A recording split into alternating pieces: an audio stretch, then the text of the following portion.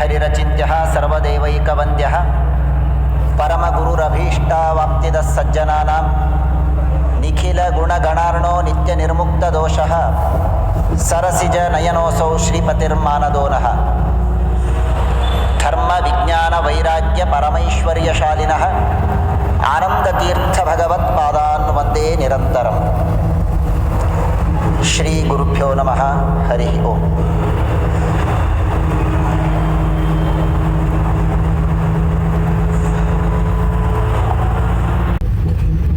ಹೃದಯ ಮಂದಿರದಲ್ಲಿ ಹಾಗೂ ಈ ಭವ್ಯವಾದ ಮಂದಿರದಲ್ಲಿ ವಿರಾಜಮಾನನಾದಂತಹ ದಿಗ್ವಿಜಯ ಲಕ್ಷ್ಮೀ ನರಸಿಂಹದೇವರ ಚರಣಗಳಿಗೆ ಅನಂತಾನಂತ ಭಕ್ತಿ ಶ್ರದ್ಧಾಪೂರ್ವಕವಾದ ಸಾಷ್ಟಾಂಗ ಪ್ರಣಾಮಗಳನ್ನು ಸಲ್ಲಿಸ್ತಾ ಮುಖ್ಯ ಪ್ರಾಣದೇವರು ಹಾಗೂ ಸಕಲ ಮುನಿವೃಂದಕ್ಕೆ ದಾಸವೃಂದದ ಚರಣಗಳಿಗೆ ಅನಂತ ಸಾಷ್ಟಾಂಗ ಪ್ರಣಾಮಗಳನ್ನು ಸಲ್ಲಿಸ್ತಾ ಈ ದಿನ ನಮ್ಮ ಕಣ್ಣೆದುರು ವೇದಿಕೆಯ ಮೇಲೆ ವಿರಾಜಮಾನರಾದಂತಹ ಎಲ್ಲ ಯತಿವರೇಣ್ಯರ ಚರಣಗಳಿಗೆ ಅನಂತ ಭಕ್ತಿಶ್ರದ್ಧಾಪೂರ್ವಕವಾದ ಸಾಷ್ಟಾಂಗ ಪ್ರಣಾಮಗಳನ್ನು ಸಲ್ಲಿಸ್ತಾ ಇದೊಂದು ಸುಯೋಗ.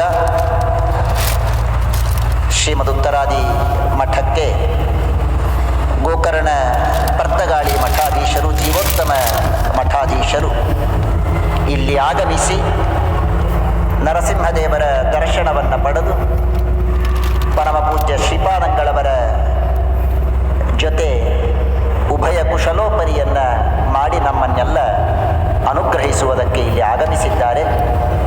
ಅವರ ಚರಣಗಳಿಗೆ ಅನಂತ ಸಾಷ್ಟಾಂಗ ಪ್ರಣಾಮಗಳನ್ನು ಸಲ್ಲಿಸ್ತಾ ಹೃತ್ಪೂರ್ವಕವಾದ ಸ್ವಾಗತವನ್ನು ಕೋರೋಣ. ಪರಮಪೂಜ್ಯರಾದ ಶ್ರೀ ಶ್ರೀ ವಿದ್ಯಾಧಿರಾಜತೀರ್ಥ ಶ್ರೀಪಾದಂಗಳವರು ಇಂದು ನಾವು ನೀವೆಲ್ಲ ಯಾರ ಜನ್ಮ ಶತಮಾನೋತ್ಸವವನ್ನು ಆಚರಿಸ್ತಾ ಇದ್ದೇವೆಯೋ ಅಂತಹ ಪ್ರಾತಸ್ಮರಣೀಯರಾದ ಪರಮ ಪೂಜ್ಯರಾದ ಶ್ರೀ ಶ್ರೀ ಸತ್ಯಪ್ರಮೋದ ತೀರ್ಥ ಶ್ರೀಪಾದಂಗಳವರಿಗೆ ಅನೇಕ ವರ್ಷಗಳಿಂದ ಚಿರಪರಿಚಿತರಾಗಿ ತುಂಬ ಆತ್ಮೀಯರಾಗಿರತಕ್ಕಂತಹ ಯತಿವರೇಣ್ಯರು. ಆ ಮಹಾನುಭಾವರು ಈ ಜನ್ಮ ಶತಮಾನೋತ್ಸವದ ಸಂದರ್ಭದಲ್ಲಿ ಇಲ್ಲಿ ಆಗಮಿಸಿ ನಮ್ಮನ್ನು ಅನುಗ್ರಹಿಸ್ತಾ ಇರುವುದು ನಿಜವಾಗಿಯೂ ನಮ್ಮೆಲ್ಲರ ಸೌಭಾಗ್ಯ ಅಂತ ನಾವು ಭಾವಿಸ್ತಾ ಇದ್ದೇವೆ. ಪರಮ ಪೂಜ್ಯರಾದ ಶ್ರೀ ಶ್ರೀ ವಿದ್ಯಾಧಿರಾಜತೀರ್ಥ ಶ್ರೀಪಾದಂಗಳವರು ಒಂದು ಸುಯೋಗ ಅಂತ ಸುಮ್ಮನೆ ನನಗನಿಸ್ತು.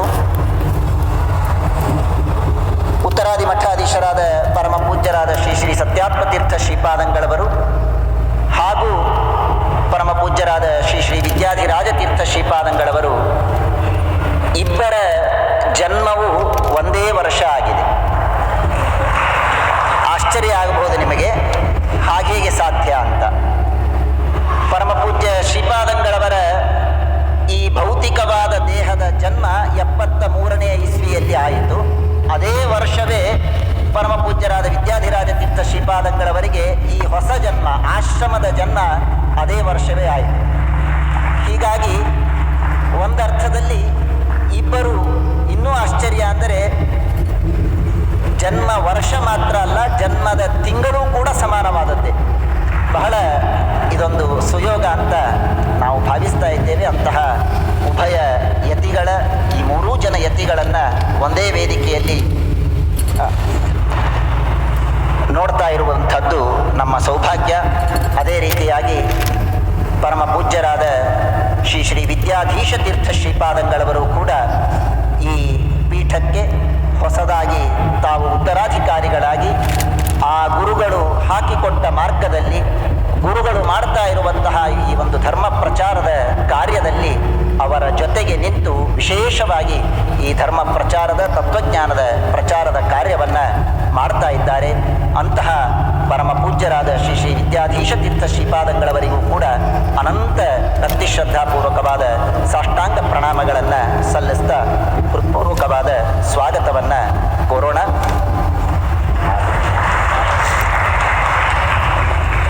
ಶ್ರೀ ಶ್ರೀ ವಿದ್ಯಾಧೀಶ ತೀರ್ಥ ಶ್ರೀಪಾದಂಗಳವರ ಬಗ್ಗೆ ಹೇಳಬೇಕು ಅಂದರೆ ಅವರ ಸಾಧನೆ ಬಹಳಷ್ಟು ಇದೆ. ಅತಿ ದೀರ್ಘವಾದಂತಹ ತಮ್ಮ ಈ ಸನ್ಯಾಸ ಜೀವನದಲ್ಲಿ ಅವರು ಮಾಡಿದಂತಹ ಸಾಧನೆಗಳು ಒಂದಲ್ಲ ಎರಡಲ್ಲ, ನೂರಾರು ಸಾಧನೆಗಳನ್ನು ಅವರು ಮಾಡಿದ್ದಾರೆ. ದೊಡ್ಡದಾದಂತಹ ಸಮಾಜ, ಅವರ ಶಿಷ್ಯವೃಂದ ಬಹುದೊಡ್ಡದಾದಂತಹ ಶಿಷ್ಯವೃಂದ. ಆ ಎಲ್ಲ ಶಿಷ್ಯವೃಂದಕ್ಕೂ ಕೂಡ ಸನ್ಮಾರ್ಗದ ಉಪದೇಶವನ್ನು ಮಾಡ್ತಾ, ಅವರೆಲ್ಲರಿಗೂ ಕೂಡ ತತ್ವಜ್ಞಾನದ ಉಪದೇಶವನ್ನು ಮಾಡ್ತಾ, ಅವರೆಲ್ಲರಿಗೂ ಗುರುಗಳಾಗಿ, ಅವರೆಲ್ಲರ ಮಾರ್ಗದರ್ಶಕರಾಗಿ, ಆ ಎಲ್ಲ ಭಕ್ತರ ಶ್ರದ್ಧಾ ಕೇಂದ್ರವಾಗಿ ಆ ಗುರುಗಳು ವಿರಾಜಮಾನರಾಗಿದ್ದಾರೆ. ಪರಮ ಪೂಜ್ಯ ಶ್ರೀಪಾದಂಗಳವರಿಗೆ ಅಭಿನವ ಜೀವೋತ್ತಮ ತೀರ್ಥರು ಅಂತ ಕರೀತಾರೆ ಅವರ ಶಿಷ್ಯರೆಲ್ಲರೂ ಕೂಡ. ಕಾರಣ ದಾಮೋದರ ಕುಂಡ ಅಂತ ಹಿಮಾಲಯದಲ್ಲಿ, ದಾಮೋದರ ಕುಂಡ ಅದು ಸಮುದ್ರದ ತಳಮಟ್ಟದಿಂದ 20,000 ಮಡಿ ಎತ್ತರದಲ್ಲಿ ಇರುವಂತಹ ಅತೀ ದುರ್ಗಮವಾದಂತಹ ಪ್ರವೇಶ. ಅವರ ಪೀಠದಲ್ಲಿ ವಿರಾಜಮಾನರಾದ ಜೀವೋತ್ತಮ ತೀರ್ಥರ ನಂತರ ಆ ಪ್ರದೇಶಕ್ಕೆ ತೀರ್ಥಯಾತ್ರೆಯನ್ನು ಮಾಡಿದ ಶ್ರೇಯಸ್ಸು ಪರಮ ಪೂಜ್ಯ ವಿದ್ಯಾಧಿರಾಜ ತೀರ್ಥ ಶ್ರೀಪಾದಂಗಳವರಿಗೆ ಇದೆ. ಆ ನಿಟ್ಟಿನಲ್ಲಿ ಅಭಿನವ ಜೀವೋತ್ತಮ ತೀರ್ಥ ಎಂಬುದಾಗಿಯೂ ಕೂಡ ಅವರನ್ನು ಕರೀತಾರೆ. ಅನೇಕ ವಿದ್ಯಾಸಂಸ್ಥೆಗಳ ಮೂಲಕ ಸನಾತನ ವೈದಿಕ ಜೀವೋತ್ತಮ ತೀರ್ಥರ ಹೆಸರಿನಲ್ಲಿಯೇ ಒಂದು ವಿದ್ಯಾಪೀಠವನ್ನು ಸ್ಥಾಪನೆ ಮಾಡಿ ಅನೇಕ ವಿದ್ಯಾರ್ಥಿಗಳಿಗೆ ಪ್ರಾಚೀನ ಭಾರತೀಯ ಸಂಸ್ಕೃತಿಯ ಪರಿಚಯವನ್ನು, ಶಾಸ್ತ್ರದ ಪರಿಚಯವನ್ನು, ಅಧ್ಯಯನವನ್ನು ಮಾಡುವುದಕ್ಕೆ ಅನುಕೂಲ ಮಾಡಿಕೊಟ್ಟಿದ್ದಾರೆ. ಅಂತಹ ಮಹಾನುಭಾವರು, ಮಹಾ ತಪಸ್ವಿಗಳು ಇವತ್ತು ನಮ್ಮೊಡನೆ ಇಲ್ಲಿದ್ದು ನಮ್ಮನ್ನು ಆಶೀರ್ವಾದ ಮಾಡಲಿಕ್ಕೆ ಆಗಮಿಸಿದ್ದು ನಮ್ಮ ಸೌಭಾಗ್ಯ ಅಂತ ಭಾವಿಸ್ತಾ, ಶ್ರೀಮಠದ ವತಿಯಿಂದ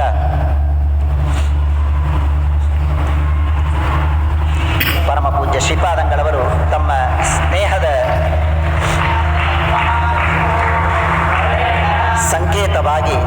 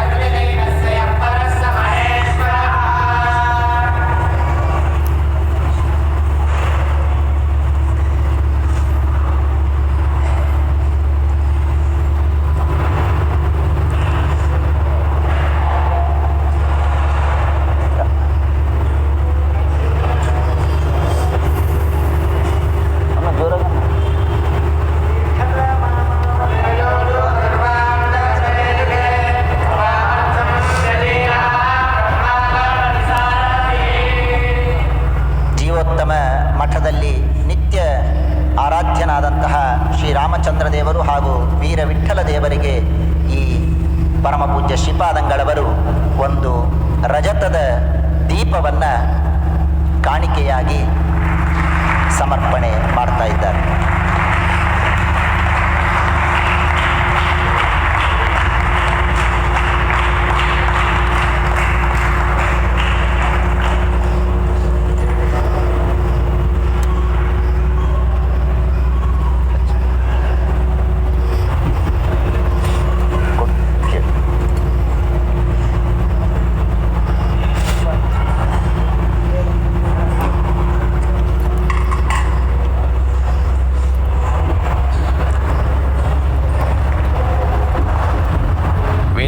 ವಿರಾಜಮಾನರಾದ ಯತಿತ್ರಯರನ್ನು ಭಕ್ತಿಪೂರ್ವಕ ಸಾಷ್ಟಾಂಗ ನಮಸ್ಕರಿಸುತ್ತಾ, ಈಗಾಗಲೇ ವಿದ್ಯಾಧೀಶಾಚಾರ್ಯರು ಹೇಳಿದರು, ಪರಮ ಪೂಜ್ಯರಾದ ಸತ್ಯಾತ್ಮತೀರ್ಥ ಶ್ರೀಪಾದಂಗಳವರು ಹಾಗೂ ವಿದ್ಯಾಧಿರಾಜ ತೀರ್ಥ ಶ್ರೀಪಾದಂಗಳವರ ಇಬ್ಬರ ಜನ್ಮ ಒಂದೇ ದಿನ ಆದದ್ದು ಅಂತ. ಅದರ ಜೊತೆಗೆ ಇನ್ನೊಂದನ್ನು ನಾವು ಈ ಸಂದರ್ಭದಲ್ಲಿ ನೆನಪಿಸಿಕೊಳ್ಬೇಕು. ಆ ಆ ವಿದ್ಯಾಧಿರಾಜ ತೀರ್ಥರ ಒಂದು ಹೆಸರೇ ನಮ್ಮ ಪರಮ ಪೂಜ್ಯರಾದ ಸ್ವಾಮಿಗಳ ಪೂರ್ವಾಶ್ರಮದ ಹೆಸರೂ ಕೂಡ ಆಗಿತ್ತು ಅಂತ ಈ ಸಂದರ್ಭದಲ್ಲಿ ತಾವೆಲ್ಲರೂ ಕೂಡ ಸರ್ವಜ್ಞಾಚಾರ್ಯರು ಅಂತ ಮಾತ್ರ ಕೇಳಿದ್ದೀರಿ. ಆದರೆ ಸರ್ವಜ್ಞಾಚಾರ್ಯರು ಅನ್ನೋದ್ರ ಜೊತೆಗೆ ಅವರ ಹೆಸರು ವಿದ್ಯಾಧಿರಾಜ ಅಂತನ್ನೋದಾಗಿಯೂ ಅವರ ಶಾಲೆಯಲ್ಲಿ ಇದ್ದ ಹೆಸರು ವಿದ್ಯಾಧಿರಾಜ ಅಂತ.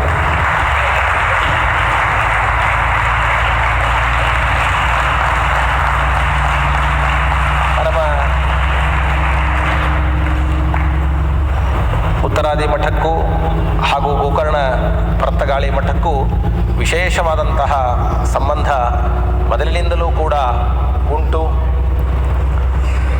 ಆ ಗುರುಗಳ ಹೆಸರು ವಿದ್ಯಾಧೀಶ ತೀರ್ಥರು, ಇವರ ಹೆಸರು ವಿದ್ಯಾಧಿರಾಜ ತೀರ್ಥರು. ಜಯತೀರ್ಥರ ಸಾಕ್ಷಾತ್ ಶಿಷ್ಯರ ಹೆಸರು ವಿದ್ಯಾಧಿರಾಜ ತೀರ್ಥರು. ಶ್ರೀಮನ್ಯಾಯಸುಧಾ ಗ್ರಂಥಕ್ಕೆ ವ್ಯಾಖ್ಯಾನವನ್ನು ಮಾಡಿದ ಮಹಾನುಭಾವರಾದವರು ವಿದ್ಯಾಧೀಶ ತೀರ್ಥರು. ಅವರ ನಾಮವನ್ನು ಧರಿಸಿ ಈ ಒಂದು ಸಮಾಜದ ಉನ್ನತಿಗಾಗಿ, ಶ್ರೇಯೋಭಿವೃದ್ಧಿಗಾಗಿ ಅನೇಕ ಕಾರ್ಯಗಳನ್ನು ಕೈಗೊಂಡಂತಹ ಮಹಾನುಭಾವರು. ಈಗಾಗಲೇ ವಿದ್ಯಾಧೀಶಾಚಾರ್ಯರು ಹೇಳಿದರು, ಅಭಿನವ ಜೀವೋತ್ತಮ ತೀರ್ಥರು ಅಂತ. ಬಹುಶಃ ವಿದ್ಯಾಧಿರಾಜ ತೀರ್ಥರು ಮಾಡಿದಂತಹ ನೇಪಾಳದ ಯಾತ್ರೆ ಅದು ಇತಿಹಾಸದಲ್ಲಿ ಬರೆದಿಡುವಂತಹ ಯಾತ್ರೆ ಅಂತ ಹೇಳಿದರೂ ಕೂಡ ತಪ್ಪಾಗಲಿಕ್ಕಿಲ್ಲ. ಸುಮಾರು 22 ದಿವಸಗಳು, ಒಂದು ದಿವಸ ಅಲ್ಲ, 22 ದಿವಸಗಳವರೆಗೂ ಕೂಡ ಕಾಲ್ನಡಿಗೆಯಲ್ಲಿ, ಯಾವುದೇ ವಾಹನ, ಹೆಲಿಕಾಪ್ಟರು ಯಾವುದನ್ನೂ ಕೂಡ ಬಳಸದೆ ಕಾಲ್ನಡಿಗೆಯಲ್ಲಿ ಪೋಖ್ರಾದಿಂದ ಪ್ರಾರಂಭ ಮಾಡಿ ಹಗಲು ರಾತ್ರಿ ಎನ್ನದೆ, ನಿದ್ದೆ ನೀರಡಿಕೆ ಅಂತನ್ನದೆ, ಅದರ ಜೊತೆಗೆ ಇನ್ನೊಂದು ವಿಶೇಷ, ಅವರ ಮೂಲ ದೇವರಾದ ವೀರವಿಠ್ಠಲರನ್ನು ಕೈಯಲ್ಲಿ ಹಿಡಿದುಕೊಂಡು ಸಂಚಾರ, ಕೈಯಲ್ಲೇ ಹಿಡಿದುಕೊಂಡು ರಾತ್ರಿಯೆಲ್ಲ ಸಂಚಾರ ಮಾಡಿ ಆ ದಾಮೋದರ ಕುಂಡವನ್ನು ವಿಶೇಷವಾದಂತಹ ಒಂದು ಆ ಗಂಡಕಿ ಯಾತ್ರೆ ಅವರ ಜೀವನದ ಒಂದು ದೊಡ್ಡದಾದಂತಹ ಸಾಧನೆ ಅಂತ ಈ ಸಂದರ್ಭದಲ್ಲಿ ನಾನು ಸ್ಮರಣೆಯನ್ನು ಮಾಡ್ತೇನೆ. ಜೊತೆಗೆ ವಿದ್ಯಾಧಿರಾಜ ತೀರ್ಥರು ಪೀಠಕ್ಕೆ ಬಂದ ನಂತರ ಇವತ್ತು ಗೊತ್ತು, ಮಠಗಳ ಮೇಲೆ, ದೇವಸ್ಥಾನಗಳ ಮೇಲೆ ಸರ್ಕಾರದ ಕಣ್ಣು ಯಾವಾಗಲೂ ಇರುತ್ತೆ ಅಂತ. ಯಾವ ಸಂದರ್ಭದಲ್ಲಿ ಸರ್ಕಾರ ಯಾವ ತರಹ ಮಠಗಳನ್ನು, ದೇವಸ್ಥಾನಗಳನ್ನು ನೋಡ್ತದೆ ಅಂತ ಹೇಳಲಿಕ್ಕೆ ಸಾಧ್ಯ ಇಲ್ಲ. ಗೋವಾ ಪರಿಧಿಯಲ್ಲಿ ಬರತಕ್ಕಂತಹ ಸುಮಾರು ದೊಡ್ಡ ದೊಡ್ಡ ದೇವಸ್ಥಾನಗಳು, ತಾವು ಗೋವಾಕ್ಕೆ ಹೋಗಿದ್ದರೆ ಅಲ್ಲಿ ಪರಿಚಯ ಇರಬಹುದು. ಒಂದೊಂದು ದೇವಸ್ಥಾನವೂ ಕೂಡ ತುಂಬ ಸುಂದರವಾದ ದೇವಸ್ಥಾನ, ನೋಡುವಂತಹ ದೇವಸ್ಥಾನ, 4-5 ಎಕರೆಯಷ್ಟು ದೊಡ್ಡದಾದ ದೇವಸ್ಥಾನ, 2-3 ಸರೋವರಗಳು, ಬಾವಿಗಳು, ಅಷ್ಟು ಉತ್ತಮವಾದ ಸುಂದರವಾದ ಪರಿಸರದ ದೇವಸ್ಥಾನಗಳು. ಆ ಎಲ್ಲ ದೇವಸ್ಥಾನಗಳು ಕಾರಣಾಂತರಗಳಿಂದ ವಿದ್ಯಾಧಿರಾಜ ತೀರ್ಥರು ಬರುವಕ್ಕಿಂತ ಮೊದಲು ಅದು ಸರ್ಕಾರ ತನ್ನ ವಶದಲ್ಲಿ ಇಟ್ಟುಕೊಂಡಿತ್ತು. ಆದರೆ ವಿದ್ಯಾಧಿರಾಜ ತೀರ್ಥರು ಬಂದು 60ಕ್ಕೂ ಹೆಚ್ಚು ದೇವಸ್ಥಾನಗಳನ್ನು ಸರ್ಕಾರದಿಂದ ಮತ್ತೆ ತಮ್ಮ ಸ್ವಾಮ್ಯಕ್ಕೆ ಪಡೆದಂತಹ ಕೀರ್ತಿ ಅದು ನಮ್ಮ ವಿದ್ಯಾಧಿರಾಜ ತೀರ್ಥರಿಗೆ ಸೇರ್ತದೆ ಅಂತಂದರೆ ಅತಿಶಯೋಕ್ತಿ ಆಗಲಿಕ್ಕಿಲ್ಲ. ಅದಲ್ಲದೆ ಅವರ ಒಂದು ವಿಶಿಷ್ಟವಾದಂತಹ ಕರ್ತೃತ್ವ ಶಕ್ತಿ, ಅವರ ಅವರೇ ಹೇಳುವಂತಹ ಒಂದು ಮಾತು, ಅವರ ಸಮಾಜದಲ್ಲಿ ಇರತಕ್ಕಂತಹ ಪ್ರತಿಯೊಬ್ಬ ವ್ಯಕ್ತಿಗಳು ಕೂಡ ಸಾಮಾನ್ಯವಾಗಿ ನಾವು ಕೇಳ್ತೇವೆ, ಸರಸ್ವತಿ ಪುತ್ರರಾದರೆ ಲಕ್ಷ್ಮೀ ಪುತ್ರರಾಗೋದಿಲ್ಲ, ಲಕ್ಷ್ಮೀ ಪುತ್ರರಾದರೆ ಸರಸ್ವತಿ ಪುತ್ರರಾಗೋದಿಲ್ಲ ಅಂತ. ಆದರೆ ವಿದ್ಯಾಧಿರಾಜ ತೀರ್ಥರ ಶಿಷ್ಯರು ಲಕ್ಷ್ಮೀ ಪುತ್ರರು ಹೌದು, ಸರಸ್ವತಿ ಪುತ್ರರು ಕೂಡ ಹೌದು. ಅವರ ಶಿಷ್ಯ ವರ್ಗ ತುಂಬ ದೊಡ್ಡದು. ಇವತ್ತು ನಮ್ಮ ಕೇಂದ್ರ ಸರ್ಕಾರದಲ್ಲಿ ದೊಡ್ಡ ದೊಡ್ಡ ಮಂತ್ರಿಗಳು ಪರಮ ಪೂಜ್ಯ ವಿದ್ಯಾಧಿರಾಜ ತೀರ್ಥ ಶ್ರೀಪಾದಂಗಳವರ ಶಿಷ್ಯರು ಅಂತ ನಾವು ಮನೋಹರ ಪರಿಕರ್ ಅವರಿರ್ಬೋದು ಅಥವಾ ಸುರೇಶ್ ಪ್ರಭು ಅವರಿರ್ಬೋದು, ಅವರೆಲ್ಲರೂ ಕೂಡ ವಿಶೇಷವಾಗಿ ಆ ಸ್ವಾಮಿಗಳ ಒಂದು ಅನುಯಾಯಿಗಳಾಗಿದ್ದಾರೆ, ಅವರ ಮಠದ ಭಕ್ತರಾಗಿದ್ದಾರೆ. ಅವರ ಒಂದು ವಿಶೇಷವಾದಂತಹ ಸಹಕಾರದಿಂದ ಸಮಾಜಕ್ಕೆ ಹಾಗೂ ಮಠಕ್ಕೆ ಉತ್ತಮವಾದ ಕೀರ್ತಿಯನ್ನು ತರುವಂತಹ ಕೆಲಸವನ್ನು ಮಾಡ್ತಾ ಇದ್ದಾರೆ. ನಾನು ಹೆಚ್ಚು ಮಾತಾಡೋದಿಲ್ಲ. ಅದರಂತೆ ವಿದ್ಯಾಧೀಶ ತೀರ್ಥ ಶ್ರೀಪಾದಂಗಳವರು ಕೂಡ ಇನ್ನೂ 1 ವರ್ಷ ಆಗಿದೆ. 1 ವರ್ಷದಲ್ಲಿಯೇ ಆ ಗುರುಗಳ ಮುಖದಿಂದ, ಆ ಗುರುಗಳ ಎಲ್ಲ ವಿದ್ಯೆ ಅಂತ ನಾನು ಹೇಳೋದಿಲ್ಲ, ವಿದ್ಯೆಯನ್ನು ಅತೀ ಹೆಚ್ಚು ಭಾಗ ಅವರಿಂದ ಉಪದೇಶವನ್ನು ತೆಗೆದುಕೊಂಡು ಗುರುಗಳಂತೆ ವಿಶೇಷವಾಗಿ ಅವರೂ ಕೂಡ ಉಪದೇಶವನ್ನು ಎಲ್ಲ ಶಿಷ್ಯರಿಗೂ ಕೂಡ ಮಾಡ್ತಾ ಇದ್ದಾರೆ. ಆ ವಿದ್ಯಾಧೀಶ ತೀರ್ಥರು, ವಿದ್ಯಾಧಿರಾಜ ತೀರ್ಥರು ಇಬ್ಬರು ಶ್ರೀಮಠಕ್ಕೆ ಅನೇಕ ಕಾರ್ಯಕಲಾಪಗಳು, ಇಲ್ಲೇ ದ್ವಾರಕಾನಾಥ ಭವನ ಅಂತಿದೆ, ಒಂದು ಕ್ಷಣವೂ ಕೂಡ ಅವರಿಗೆ ಬಿಡುವಿಲ್ಲ. ಆದರೆ ಪರಮ ಪೂಜ್ಯ ಸ್ವಾಮಿಗಳ ಒಂದು ಪ್ರೀತಿಯ ಆಮಂತ್ರಣವನ್ನು ಮನ್ನಿಸಿ ಬಂದದ್ದಕ್ಕೆ ಮತ್ತೊಮ್ಮೆ ತಮ್ಮೆಲ್ಲರ ಪರವಾಗಿ, ಶ್ರೀಮಠದ ಪರವಾಗಿ ಸಾಷ್ಟಾಂಗ ನಮಸ್ಕಾರವನ್ನು ಮಾಡ್ತಾ ಅವರಿಗೆ ಸ್ವಾಗತವನ್ನು ಕೋರ್ತಾ ಇದ್ದೇನೆ. ಈಗ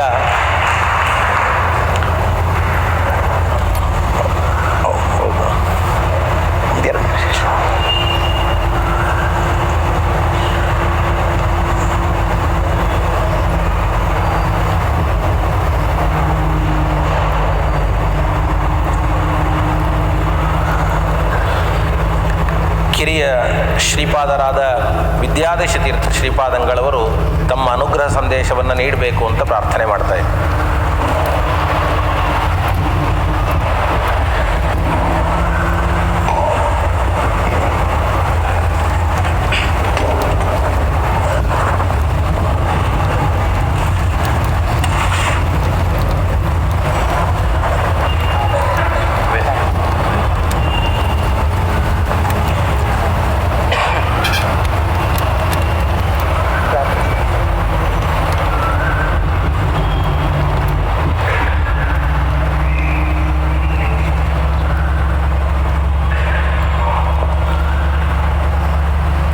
मंगलम भगवान विष्णु मंगलम मधुसूदन मंगलम देवकी पुत्रो मंगलम गरुड़ध्वज श्रीरामं हनुमत्सेव्यं श्रीकृष्णं भीमसेवितं श्रीव्यासं श्रीमदानंद तीर्थसंसेवितं भजे ब्रह्मान्ता गुरुवस्साक्षात् इष्टं देवं श्रियः पतिः आचार्याः श्रीमदाचार्याः सन्तु मे जन्म जन्मन् श्री गुरुभ्यो नमः हरि ओಂ. ಈಗ ತಾನೇ ಪ್ರಾಸ್ತಾವಿಕ ಭಾಷಣೆಯಲ್ಲಿ ಯತಿತ್ರಯರು ಅಂತ ಸಂಬೋಧನೆ ಮಾಡ್ತಾ ಇದ್ರು, 3 ಗುರುಗಳ ಉಪಸ್ಥಿತಿ ಅಂತ. ಆದರೆ ನಿಜವಾಗಿ ಹೇಳಬೇಕಾದರೆ ಇಂದು 5 ಗುರುಗಳ ಉಪಸ್ಥಿತಿಯಾಗಿದೆ ಅಂತ ಹೇಳಬಹುದು. ಯಾಕೆ ಅಂತ ಅದರ ವಿವರಣೆಯನ್ನು ಹೇಳ್ತೇವೆ. ಮೊಟ್ಟ ಮೊದಲು ಇವತ್ತಿನ ಪಂಚಾಂಗವನ್ನು ತೆರೆದರೆ ಅಧಿಕ ಜ್ಯೇಷ್ಠ ಶುಕ್ಲ ಪಕ್ಷ ದಶಮಿ ತಿಥಿ. ಈ ದಶಮಿ ತಿಥಿ ನಮ್ಮ ಗುರು ಮಧ್ವಾಚಾರ್ಯರಿಗೆ ಅತ್ಯಂತ ಅಭಿಪ್ರೇತವಾದದ್ದು, ಅವರಿಗೆ ಸಂಬಂಧಪಟ್ಟದ್ದು. ಯಾಕೆ ಅಂದರೆ ಆಶ್ವಿನ ಶುದ್ಧ ಶುಕ್ಲ ಪಕ್ಷದ ದಶಮಿ ಅಂದು ನಮ್ಮ ಗುರು ಮಧ್ವಾಚಾರ್ಯರ ಜಯಂತಿ. ದಶಮಿ ತಿಥಿಯಂದು ನಮ್ಮ ಮಧ್ವಾಚಾರ್ಯರ ಜಯಂತಿ. ಇದಲ್ಲದೆ ಈ ಪಂಚಮಿ, ದಶಮಿ, ಹಾಗೆ ಪೌರ್ಣಿಮಾ 5, 10, 15 ಜ್ಯೋತಿಷ್ಶಾಸ್ತ್ರದಲ್ಲಿ ಈ ತಿಥಿಗಳಿಗೆ ಪೂರ್ಣಾತಿಥಿ ಅಂತ ಸಂಬೋಧನೆ ಮಾಡ್ತಾ ಇದ್ದಾರೆ. ಅಂದರೆ ದಶಮಿ ತಿಥಿ ಇದು ಪೂರ್ಣಾತಿಥಿ. ಪೂರ್ಣಾತಿಥಿಯೊಂದು ಪೂರ್ಣ ಪ್ರಜ್ಞರ ಜನನ. ಆದ್ದರಿಂದ ಈ ದಶಮಿ ತಿಥಿ ನಮ್ಮ ಮಧ್ವಾಚಾರ್ಯರಾದ ಪೂರ್ಣ ಪ್ರಜ್ಞರಾದ ಅವರಿಗೆ ಸಂಬಂಧಪಟ್ಟದ್ದು. ಎರಡನೆಯದು ಏನೆಂದರೆ ಇಂದಿನ ದಿನ ಗಂಗಾವತಾರ. ಗಂಗೆಯು ಈ ಭೂಮಿಯಲ್ಲಿ ಅವತಾರ ಪಡೆದಿರುವ ವಿಶೇಷ ದಿವಸ ಇಂದು. ದಶಹರ ಅಂತ ಪಂಚಾಂಗದಲ್ಲಿ ಬರೀತಾರೆ. ಇವತ್ತು ದಶಹರ ಸಮಾಪ್ತಿ, ಅರ್ಥಾತ್ ಕಾಯಿಕ, ವಾಚಿಕ, ಮಾನಸಿಕ ಈ 3 ತ್ರಿವಿಧದಿಂದ ಯಾವುದಾದರೂ ನಡೆದಿದ್ದರೆ, ಈ ಗಂಗಾ ಸ್ನಾನವನ್ನು ಮಾಡಿರುವುದರಿಂದ ಆ ಎಲ್ಲವೂ ತ್ರಿವಿಧವಾದ ದೋಷ ಏನಿದೆ ಅದು ನಾಶವಾಗುತ್ತದೆ. ಆ ಏನು ದೋಷ ಇದ್ದರೂ ಕೂಡ ಪರಿಹಾರವಾಗುತ್ತದೆ. ಅದಕ್ಕಾಗಿ ದಶಹರ ಅಂತ ಹೇಳಿದ್ದಾರೆ. ಜ್ಯೇಷ್ಠ ಶುಕ್ಲ ಅರ್ಥಾತ್ ಜ್ಯೇಷ್ಠ ಶುಕ್ಲ ಪ್ರತಿಪದೆಯಿಂದ ಜ್ಯೇಷ್ಠ ಶುದ್ಧ ದಶಮಿ ತನಕ ಈ 10 ದಿನ ಯಾರು ಗಂಗಾ ಸ್ನಾನ ಮಾಡ್ತಾರೋ ಅವರು ಯಾವುದೇ ರೀತಿಯಾದ ಶಾರೀರಿಕವಾಗಲಿ ಮಾನಸಿಕವಾಗಲಿ ಅಥವಾ ಮಾತುಗಳಿಂದ ಯಾರದರಿಗೆ ನಿಂದನೆ ಮಾಡಿದಾಗಲಿ ಅವೆಲ್ಲವೂ ಕೂಡ ಪರಿಹಾರವಾಗುತ್ತದೆ ಅಂತ ಪಂಚಾಂಗದಲ್ಲಿ ಹೇಳಿದ್ದಾರೆ. ಈ ಗಂಗಾವತಾರದಲ್ಲಿ ಗಂಗೆಯ ಅವತಾರ ಇದು ಕೂಡ ದಶಮಿ ತಿಥಿ. ಗಂಗೆಗೂ ಗಂಗಾದೇವಿಗೂ ಹಾಗೆ ನಮ್ಮ ಮಧ್ವಾಚಾರ್ಯರ ಸುಮಧ್ವ ವಿಜಯದಲ್ಲಿ ಒಂದು ಉಲ್ಲೇಖ ಸಿಗುತ್ತದೆ. ಅಲ್ಲಿ ಹೇಳುವಾಗ ಭಿತ್ವಾ ಭುವಂ ದೇವ ನದಿ ಜಗಾಮ ಶಾಖಾ ವಿಶೇಷೇನ ನಿಷೇವಿತುಂ ತಮ್ ಅಂತ. ಅಂದರೆ ಗಂಗಾದೇವಿ ಮಧ್ವಾಚಾರ್ಯರು ಹಸ್ತಿನಾಪುರದಲ್ಲಿ ಚಾತುರ್ಮಾಸದ ಕಾಲಾವಧಿಯಲ್ಲಿ ಚಾತುರ್ಮಾಸ ಮಾಡುವ ಸಮಯದಲ್ಲಿ ಈ ಗಂಗಾದೇವಿ ಆ ಮಧ್ವಾಚಾರ್ಯರ ಸೇವೆಯನ್ನು ಮಾಡುವಗೋಸ್ಕರವಾಗಿ ತಾನು ಮೂರ್ತಿಮಂತಳಾಗಿ ದೂರದಿಂದ ಆ ಮಧ್ವಾಚಾರ್ಯರ ಸೇವೆಯನ್ನು ಮಾಡಿದಳು ಅಂತ ನಾರಾಯಣ ಪಂಡಿತಾಚಾರ್ಯರು ಸುಮಧ್ವ ವಿಜಯದಲ್ಲಿ ಹೇಳಿದ್ದಾರೆ. ಅಂತಹ ಗಂಗಾದೇವಿಯ ಅವತಾರ ಇಂದು ದಶಮಿ ತಿಥಿ. ಆ ರೀತಿಯಿಂದಲೂ ಕೂಡ ಆ ಗಂಗಾದೇವಿ ಹಾಗೂ ನಮ್ಮ ಮಧ್ವಾಚಾರ್ಯರ ಒಂದು ಏನು ಸಂದರ್ಭ ಇದೆ ಅದು ಕೂಡ ಇವತ್ತು ಹೋಲಿಕೆ ಆಗ್ಬೋದು. ದಶಮಿ ತಿಥಿ ಸಂಪೂರ್ಣವಾಗಿ ನಮ್ಮ ಗುರುಗಳಾದ ಮಧ್ವಾಚಾರ್ಯರಿಗೆ ಸಂಬಂಧಪಟ್ಟದ್ದು. ಇದಲ್ಲದೆ ನಮ್ಮ ಗುರು ಮಧ್ವಾಚಾರ್ಯರು ಗೋವಾಕ್ಕೆ ಆಗಮನ ಮಾಡಿದರು. ಗೋವಾದಲ್ಲಿ ಅವರ ಯಾತ್ರೆ ಆಗಿದೆ ಅಂತ, ಸಂಚಾರ ಆಗಿದೆ ಅಂತ ಇದೇ ಸುಮಧ್ವ ವಿಜಯದಲ್ಲಿ ನಾರಾಯಣ ಪಂಡಿತಾಚಾರ್ಯರು ಹೇಳಿದ್ದಾರೆ. ಸಶಂಕರ ದ್ವಿಜೋಪರತಮಾಪ ಗೋವಾಖ್ಯಗಾಮ್ ಅಂತ ಬಂದಿದೆ.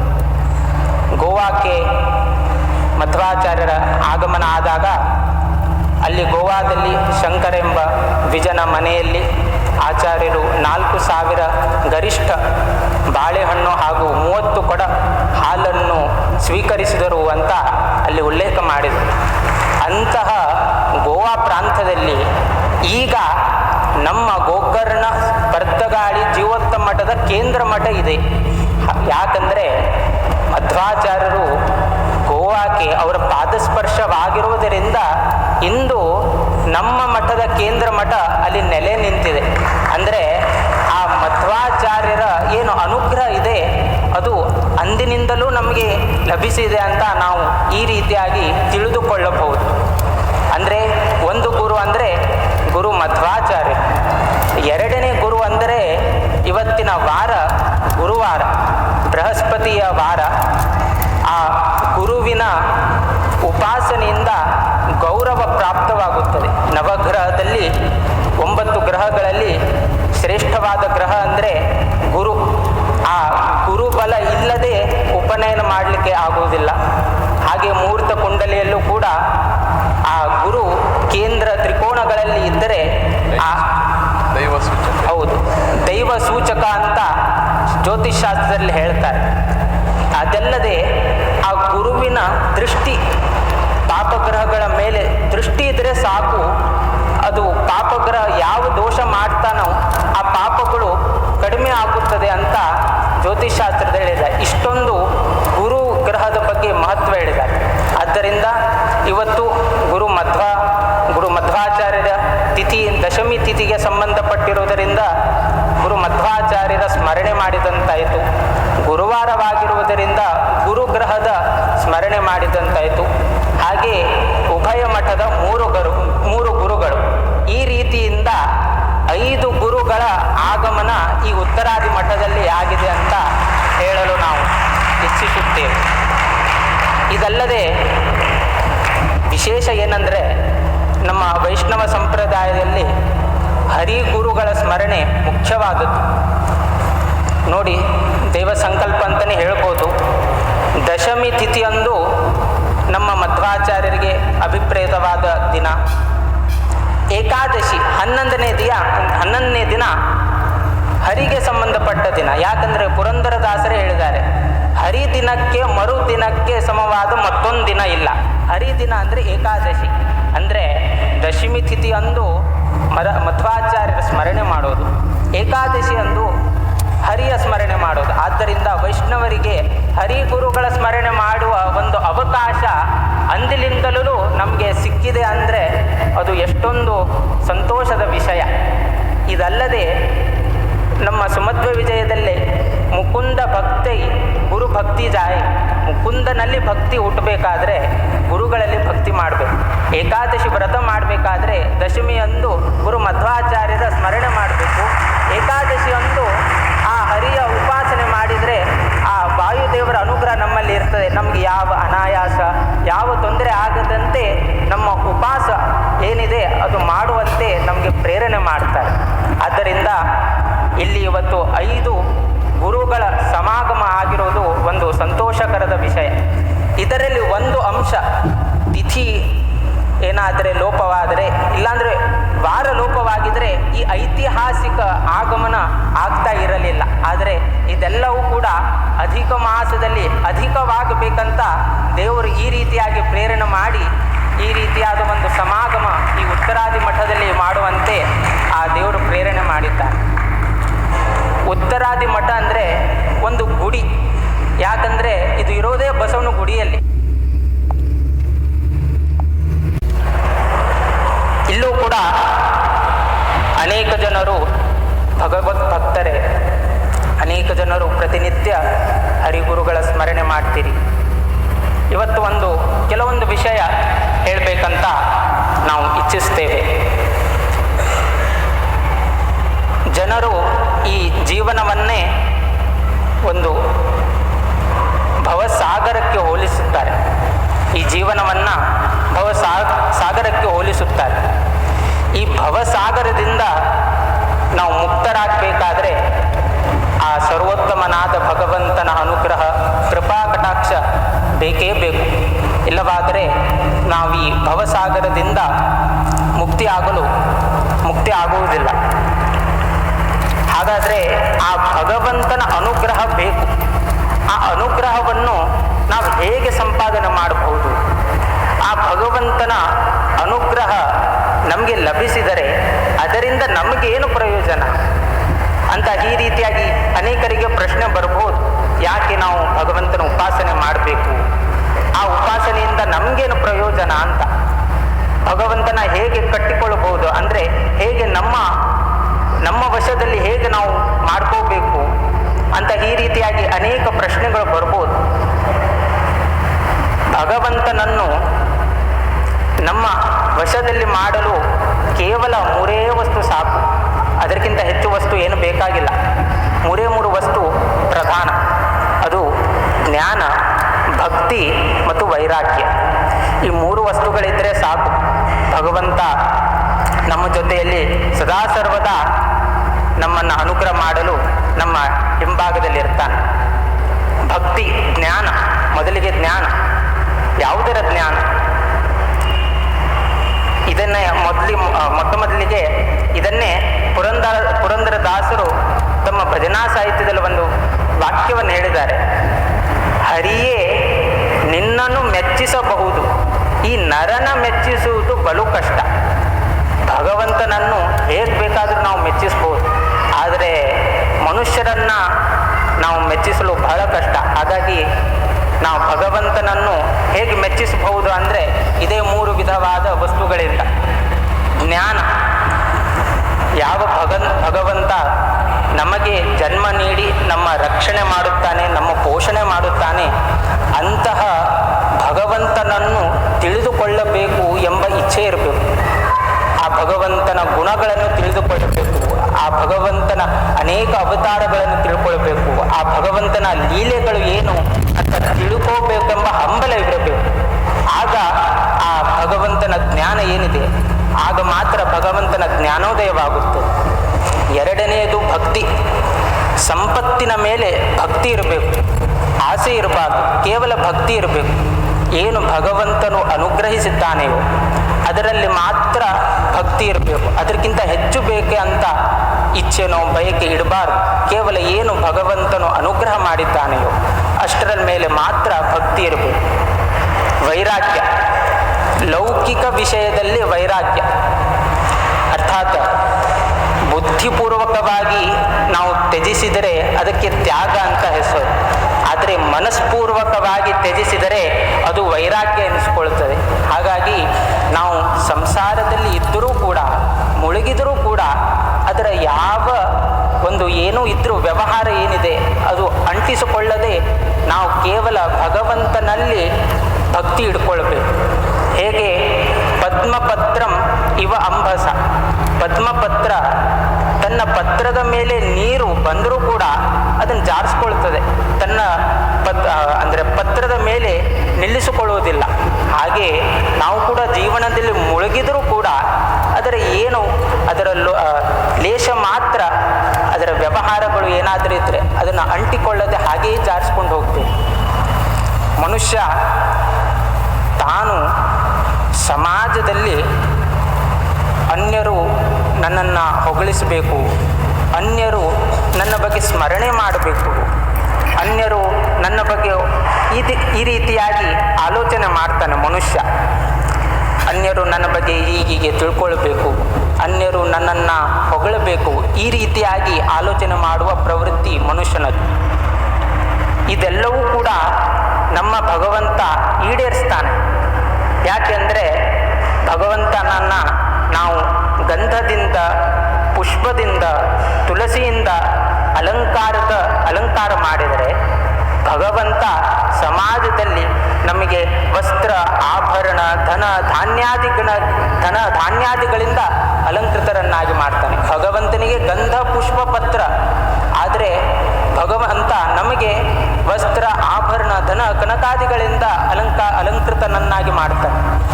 ನಾವು ಭಗವಂತನ ಸ್ಮರಣೆ ಮಾಡಿದರೆ, ಭಗವಂತನ ಸ್ತೋತ್ರ ಪಠನೆ ಮಾಡಿದರೆ ಆ ಭಗವಂತನು ಅನ್ಯರು ನಿನ್ನ ನಾಮಸ್ಮರಣೆ ಬಾಯಲ್ಲಿ ಇರುವ ಹಾಗೆ ಆ ಭಗವಂತನ ನಿಮ್ಮ ಇಚ್ಛೆಯನ್ನು ಪೂರ್ಣ ಮಾಡ್ತಾನೆ.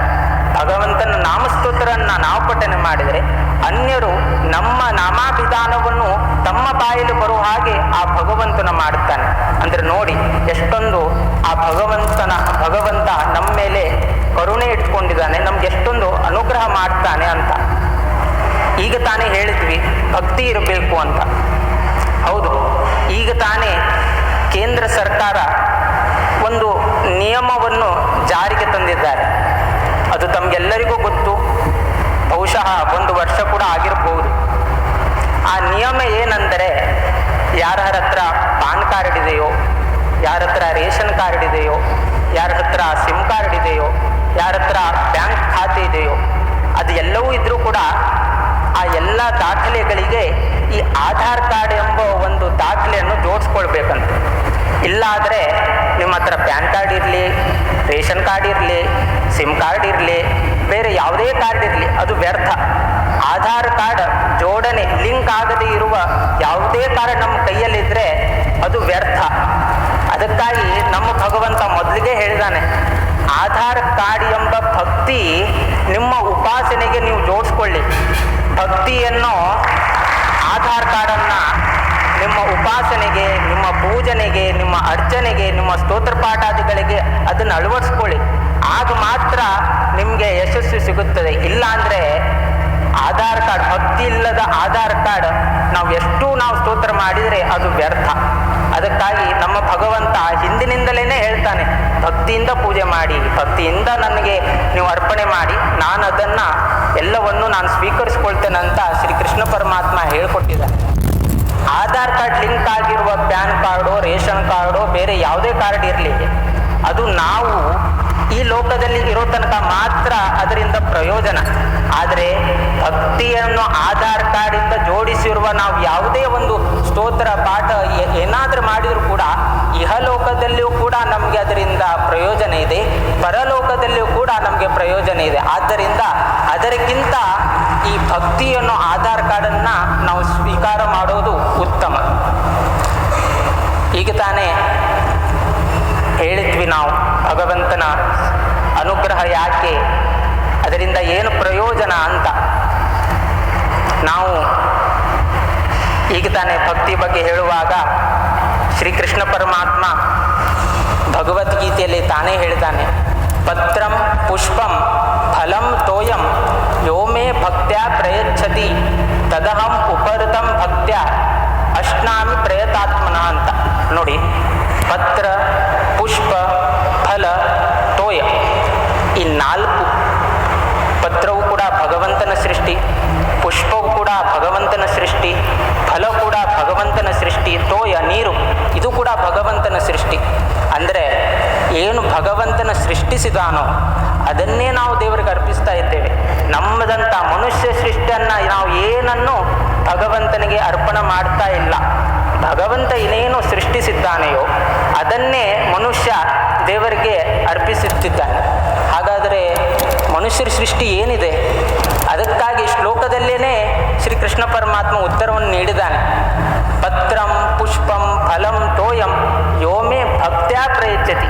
ನೀವು ಏನಾದರೂ ಮನುಷ್ಯರ ಸೃಷ್ಟಿ ನನಗೇನಾದರೂ ಕೊಡಬಹುದಂದರೆ ಅದು ಭಕ್ತಿ ಮಾತ್ರ. ಆ ಭಕ್ತಿಯಿಂದ ನೀವು ಪತ್ರ ಕೊಡಿ, ಪುಷ್ಪ ಕೊಡಿ, ಫಲ ಕೊಡಿ, ನೀರು ಕೊಡಿ, ಅದನ್ನೆಲ್ಲವನ್ನು ನಾನು ಸ್ವೀಕರಿಸುತ್ತೇನೆ ಅಂತ ಅಶ್ನಾಮಿ ಪ್ರಯತಾತ್ಮನ, ನಾನು ಅದನ್ನು ಸ್ವೀಕಾರ ಮಾಡ್ತೇನಂತ ಇದು ಭಗವಂತನ ಉಕ್ತಿ. ಹಾಗಾಗಿ ನಾವು ಭಕ್ತಿಯಿಂದ ಆ ಭಗವಂತನನ್ನು ಏನನ್ನು ನಾವು ಅರ್ಪಣೆ, ನೈವೇದ್ಯಕ್ಕೆ ಏನಾದರೂ ನಾವು ಅರ್ಪಣೆ ಮಾಡಿದರೂ ಕೂಡ ಆ ಭಗವಂತನು ಕೇವಲ ಭಕ್ತಿಯನ್ನು ಮಾತ್ರ ಗ್ರಹಣೆ ಮಾಡಿಕೊಳ್ತಾನೆ. ಭಾವಗ್ರಾಹಿ ಜನಾರ್ದನ, ಕೇವಲ ಮನುಷ್ಯನ ಹಿಂದೆ ಇರುವ ಏನು ಭಾವನೆ ಇದೆ ಅದನ್ನು ಮಾತ್ರ ಗ್ರಹಣ ಮಾಡಿಕೊಳ್ತಾನೆ ನಮ್ಮ ಭಗವಂತ. ನಾವು ಹೆಚ್ಚು ತಿಂದರೆ ಅಜೀರ್ಣವಾಗ್ತದೆ, ಹೆಚ್ಚು ಸಿಹಿ ಪದಾರ್ಥಗಳನ್ನು ತಿಂದರೆ ಮಧುಮೇಹ, ಹೆಚ್ಚು ನಾವು ಖಾರ ಪದಾರ್ಥ ನಾವು ಭುಂಕ್ಷ ಮಾಡಿದರೆ ಅದರಿಂದ ಆ್ಯಸಿಡಿಟಿ, ಹೆಚ್ಚು ನಾವು ಅಭ್ಯಾಸ ಮಾಡಿದರೆ ತಲೆನೋವು ಪ್ರಾರಂಭ ಆಗ್ತದೆ, ಹೆಚ್ಚು ನಾವು ಆಟಾಡಕ್ಕೆ ಹೋದರೆ ಕಾಲು ನೋವು ಪ್ರಾರಂಭ ಆಗ್ತದೆ, ಹೆಚ್ಚು ಡಾಕ್ಟರ್ ಕೊಟ್ಟಿರುವ ಮಾತ್ರೆಗಳನ್ನು ನುಂಗಿದರೆ ಅದರಿಂದ ಸೈಡ್ ಎಫೆಕ್ಟ್ಸ್ ಆಗ್ತದೆ, ಹೆಚ್ಚು ನಾವು ಏನು ನಿದ್ರೆ ಮಾಡದೆ ಹೋದರೆ ನಿದ್ರಾಹೀನತೆ, ಹೆಚ್ಚು ನಿದ್ದೆ ಮಾಡಿದರೆ ಆಲಸ್ಯತನ. ಹೀಗೆ ಲೌಕಿಕವಾಗಿ ಏನೇ ನಾವು ಹೆಚ್ಚು ಮಾಡಿದರೂ ಕೂಡ ಅದರಿಂದ ಏನಾದರೂ ಒಂದು ತೊಂದರೆ, ತಾಪತ್ರಗಳು ಕಾಣಬಹುದು. ಆದರೆ ಹೆಚ್ಚು ಭಗವಂತನ ಭಕ್ತಿ ಮಾಡಿದರೆ, ಹೆಚ್ಚು ಭಗವಂತನ ಉಪಾಸನೆ ಮಾಡಿದರೆ, ಹೆಚ್ಚು ಭಗವಂತನ ಅರ್ಚನೆ ಮಾಡಿದರೆ ನಮಗೆ ಎಂದಿಗೂ ನಮಗೆ ಯಾವ ರೀತಿಯಾದ ತೊಂದರೆ, ತಾಪತ್ರಗಳು ಇಲ್ಲ. ಒಂದೊಮ್ಮೆ ನಾನು ಇಷ್ಟೊಂದು ಭಕ್ತಿ ಮಾಡಿ ಪೂಜೆ ಮಾಡಿದ್ದೇನೆ, ಅರ್ಚನೆ ಮಾಡಿದ್ದೇನೆ, ಆದರೂ ತೊಂದರೆ ಬರ್ತಾ ಇದೆ ಅಂತ ಹೇಳೋದಾದರೆ ನೀನು ಇನ್ನೂ ತನಕ ಅಷ್ಟೊಂದು ಮಾಡಿಲ್ಲ ಅಂತ ಅರ್ಥ. ಹಾಗಾಗಿ ನಾವು ಲೌಕಿಕವಾಗಿ ಏನೂ ಹೆಚ್ಚು ಮಾಡಿದರೆ ಅದರಿಂದ ನಮಗೆ ತೊಂದರೆ ಇದೆ. ಆದರೆ ಆಧ್ಯಾತ್ಮಿಕವಾಗಿ ನಾವು ಏನೂ ಹೆಚ್ಚು ಮಾಡಿದರೆ ಅದರಿಂದ ದೇವರು ಸಂಪ್ರೀತನಾಗ್ತಾನೆ. ಅದಕ್ಕಾಗಿ ನಾವು ಆ ಭಗವಂತನನ್ನು ಎಷ್ಟು ನಿಷ್ಠೆಯಿಂದ ಅರ್ಚನೆ ಮಾಡುತ್ತೇವೋ ಅಷ್ಟೇ ನಮಗೆ ಅನುಗ್ರಹ ಮಾಡ್ತಾನೆ. ಇದು ಅಧಿಕ ಮಾಸದ ಪರ್ವಕಾಲ. ಇಂತಹ ಅಧಿಕ ಮಾಸದಲ್ಲಿ ಭಗವಂತನ ಸ್ಮರಣೆ ಅತ್ಯಂತ ಮುಖ್ಯ. ಸರ್ವರೂ ಕೂಡ ಈ ಅಧಿಕ ಮಾಸದಲ್ಲಿ ಅನೇಕ ರೀತಿಯಾಗಿ ಪರಿಪರಿಯಾಗಿ ಭಗವಂತನನ್ನು ನೀವು ಪೂಜೆ ಮಾಡ್ತೀರಿ, ಭಗವಂತನನ್ನು ಉಪಾಸನೆ ಮಾಡ್ತೀರಿ, ಸ್ತೋತ್ರ ಪಾಠಾದಿಗಳನ್ನು ಮಾಡ್ತೀರಿ. ಎಲ್ಲವೂ ಆದ ನಂತರವೂ ಕೂಡ ತಾವು ಭಗವಂತನ ಹತ್ರ ಪ್ರಾರ್ಥನೆಯನ್ನು ಕೂಡ ಮಾಡಿಕೊಳ್ತೀರಿ. ನಾವು ಪ್ರಾರ್ಥನೆಯನ್ನು ಮಾಡುವಾಗ ಭಗವಂತ ನನಗೆ ನಮ್ಮ ಇಚ್ಛೆಯನ್ನು ಪರಿಪೂರ್ಣ ಮಾಡಬೇಕು ಇತ್ಯಾದಿ ಅನೇಕ ರೀತಿಯಾದ ತನ್ನ ಮನೋಕಾಮನೆ, ಇಚ್ಛೆ, ತನ್ನ ಮನಸ್ಸಿನ ಇಂಗಿತವನ್ನು ಆ ಭಗವಂತನಲ್ಲಿ ಪ್ರಾರ್ಥನೆ ಮಾಡಿಕೊಳ್ತೇವೆ. ನಾವು ಹೇಳಬೇಕಾದ್ರೆ ಈ ಪ್ರಾರ್ಥನೆಯನ್ನು ಮಾಡುವಾಗ ತಮ್ಮ ಮನೋಕಾಮನೆಗಳನ್ನು ಭಗವಂತನಲ್ಲಿ ಕೇಳಲಿಕ್ಕೆ ಹೋಗಬೇಡಿ. ನೋಡಿ, ನೀವು ಗುರುಗಳು ಪ್ರತಿನಿತ್ಯ ದೇವರ ಉಪಾಸನೆ ಮಾಡ್ತಿರೋ ಅಂದರೆ ದೇವರ ಉಪಾಸನೆ ಮಾಡುವವರು, ಇಂಥ ಗುರುಗಳು ಯಾಕೆ ಈ ರೀತಿಯಾಗಿ ಆಶ್ಚರ್ಯಕರವಾದ ಮಾತುಗಳನ್ನು ಹೇಳ್ತಾ ಇದ್ದಾರೆ? ಪ್ರಾರ್ಥನೆ, ತಮ್ಮ ಮನೋಕಾಮನೆನ ಭಗವಂತನ ಹತ್ತಿರ ಯಾಕೆ ನಾವು ಕೇಳಬಾರ್ದಂತ ಯಾಕೆ ಹೇಳ್ತಾ ಇರೋ ಗುರುಗಳು? ಇದಕ್ಕೊಂದು ಪುಟ್ಟ ಕಥೆ ಇದೆ. ಏನಂದರೆ, ಒಂದು ಊರಿನಲ್ಲಿ ಒಬ್ಬ ಆರೋಗ್ಯವಂತ ತಂದೆ, ಆತನಿಗೆ ಒಳ್ಳೆ ವಿದ್ಯಾವಂತ ಬುದ್ಧಿವಂತ ಪುತ್ರನಿರ್ತಾನೆ. ಪುತ್ರನಿಗೂ ಹಾಗೂ ತಂದೆಗೂ ಅತ್ಯಂತ ಒಂದು ಪ್ರೀತಿ ಬಾಂಧವ.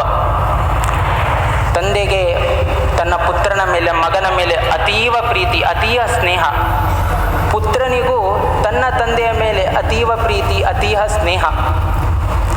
ಹೀಗಿರುವಾಗ ಆ ಪುತ್ರ ಮಗ ಪ್ರತಿನಿತ್ಯ ಹೀಗೆ ದೇವರ ಹತ್ರ ಹೋಗಿ ದೇವರ ಸ್ತೋತ್ರ ಪಾಠ ಇತ್ಯಾದಿಗಳೆಲ್ಲ ಮುಗಿದ ನಂತರ ದೇವರ ಹತ್ರ ಪ್ರಾರ್ಥನೆ ಮಾಡುವನು.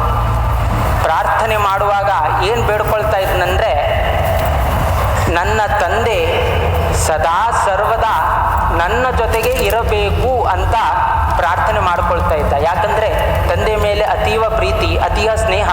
ಅಂತಹ ತಂದೆ ಸದಾ ಸರ್ವದಾ ನನ್ನ ಜೊತೆಗೆ ಇರಬೇಕು ಅಂತ ಈ ಮಗ ಭಗವಂತನಲ್ಲಿ ಪ್ರಾರ್ಥನೆ ಮಾಡ್ತಾ ಇದ್ದ. ಹೀಗೆ ಪ್ರತಿನಿತ್ಯದ ಕೆಲಸ. ಕೆಲವು ವರ್ಷಗಳಾದ ನಂತರ ಈತನ ತಂದೆಗೆ ಅನಾರೋಗ್ಯಗ್ರಸ್ತನಾಗಿ ಇವನು ಬೆಡ್ ರಿಡನ್, ಅಂದರೆ ಮುಂದಿನ ಕೊನೆ ತನಕ ಆತ ಹಾಸಿಗೆಯಲ್ಲೇ ಮಲಗಬೇಕು, ಅವನು ನಡೆದಾಡುವ ಅವಕಾಶ ಇಲ್ಲ. ಅಂತಹ ಸ್ಥಿತಿಗೆ ಅನಾರೋಗ್ಯಗ್ರಸ್ತನಾಗ್ತಾನೆ ತಂದೆ. ಹೀಗೆ ಆದ ನಂತರ ಸಂಬಂಧಿಕರು ಕುಶಲೋಪರಿ ವಿಚಾರಿಸಲು ಬಂದಾಗ ಈ ಮಗನಿಗೆ ಪ್ರಶ್ನೆ ಮಾಡ್ತಾರೆ, ನಿನ್ನ ತಂದೆ ಆರೋಗ್ಯವಂತರಾಗಿದ್ದರು, ಹೀಗೆ ಅನಾರೋಗ್ಯಗ್ರಸ್ತರಾಗಲು ಕಾರಣವೇನು ಅಂತ ಕೇಳಿದ್ರು. ಆಗ ಆ ಮಗ ಉತ್ತರ ಹೇಳ್ತಾನೆ, ಈ ರೀತಿ ತಂದೆಗೆ ಅವಸ್ಥೆಗೆ ಕಾರಣ ನಾನೇ ಅಂತ. ನೀನು ಹೇಗೆ ಕಾರಣರಾಗ್ತೀಯಪ್ಪ? ನೀನು ಅಷ್ಟೊಂದು ಸೇವೆ ಮಾಡ್ತೀಯ, ನೀನು ಹೇಗೆ ಈ ಅನಾರೋಗ್ಯಕ್ಕೆ ಕಾರಣರಾಗ್ತೀಯ ಅಂತ ಕೇಳಿದಾಗ, ಏನಿಲ್ಲ, ನಾನು ಪ್ರತಿನಿತ್ಯ ಆ ಭಗವಂತನಲ್ಲಿ ಸದಾ ಸರ್ವದಾ ನನ್ನ ತಂದೆ ನನ್ನ ಜೊತೆಗೆ ಇರಬೇಕು ಅಂತ ಪ್ರಾರ್ಥನೆ ಮಾಡ್ತೇನೆ. ಸರಿ ಇದೆ ಅಲ್ಲ? ಇಲ್ಲ, ಅಲ್ಲೇ ತಪ್ಪಾಗಿತ್ತು. ಏನಂದರೆ, ಸದಾ ಸರ್ವದಾ ನನ್ನ ತಂದೆ ಆರೋಗ್ಯವಂತರಾಗಿ ನನ್ನ ಜೊತೆಗೆ ಇರಬೇಕು ಅಂತ ನಾನು ಬೇಡಿಲ್ಲ, ಕೇವಲ ತಂದೆ ನನ್ನ ಜೊತೆಗೆ ಇರಬೇಕಂತ ಕೇಳಿದ್ದೆ. ಆ ಆರೋಗ್ಯವಂತರಾಗಿ ನನ್ನ ತಂದೆ ಇರಬೇಕಂತ ನಾನು ಕೇಳದೇ ಇರುವುದರಿಂದ ಭಗವಂತ ತಂದೆ ನನ್ನ ಜೊತೆಗೆ ಇದ್ದಾನೆ, ಆದರೆ ಆರೋಗ್ಯ ಕೊಟ್ಟಿಲ್ಲ. ಹಾಗಾಗಿ ನಾವು ಅಲ್ಪಮತಿಗಳು. ಮನುಷ್ಯ ಸರ್ವಜ್ಞನಲ್ಲ, ಆತ ಅಲ್ಪಜ್ಞಾನಿ.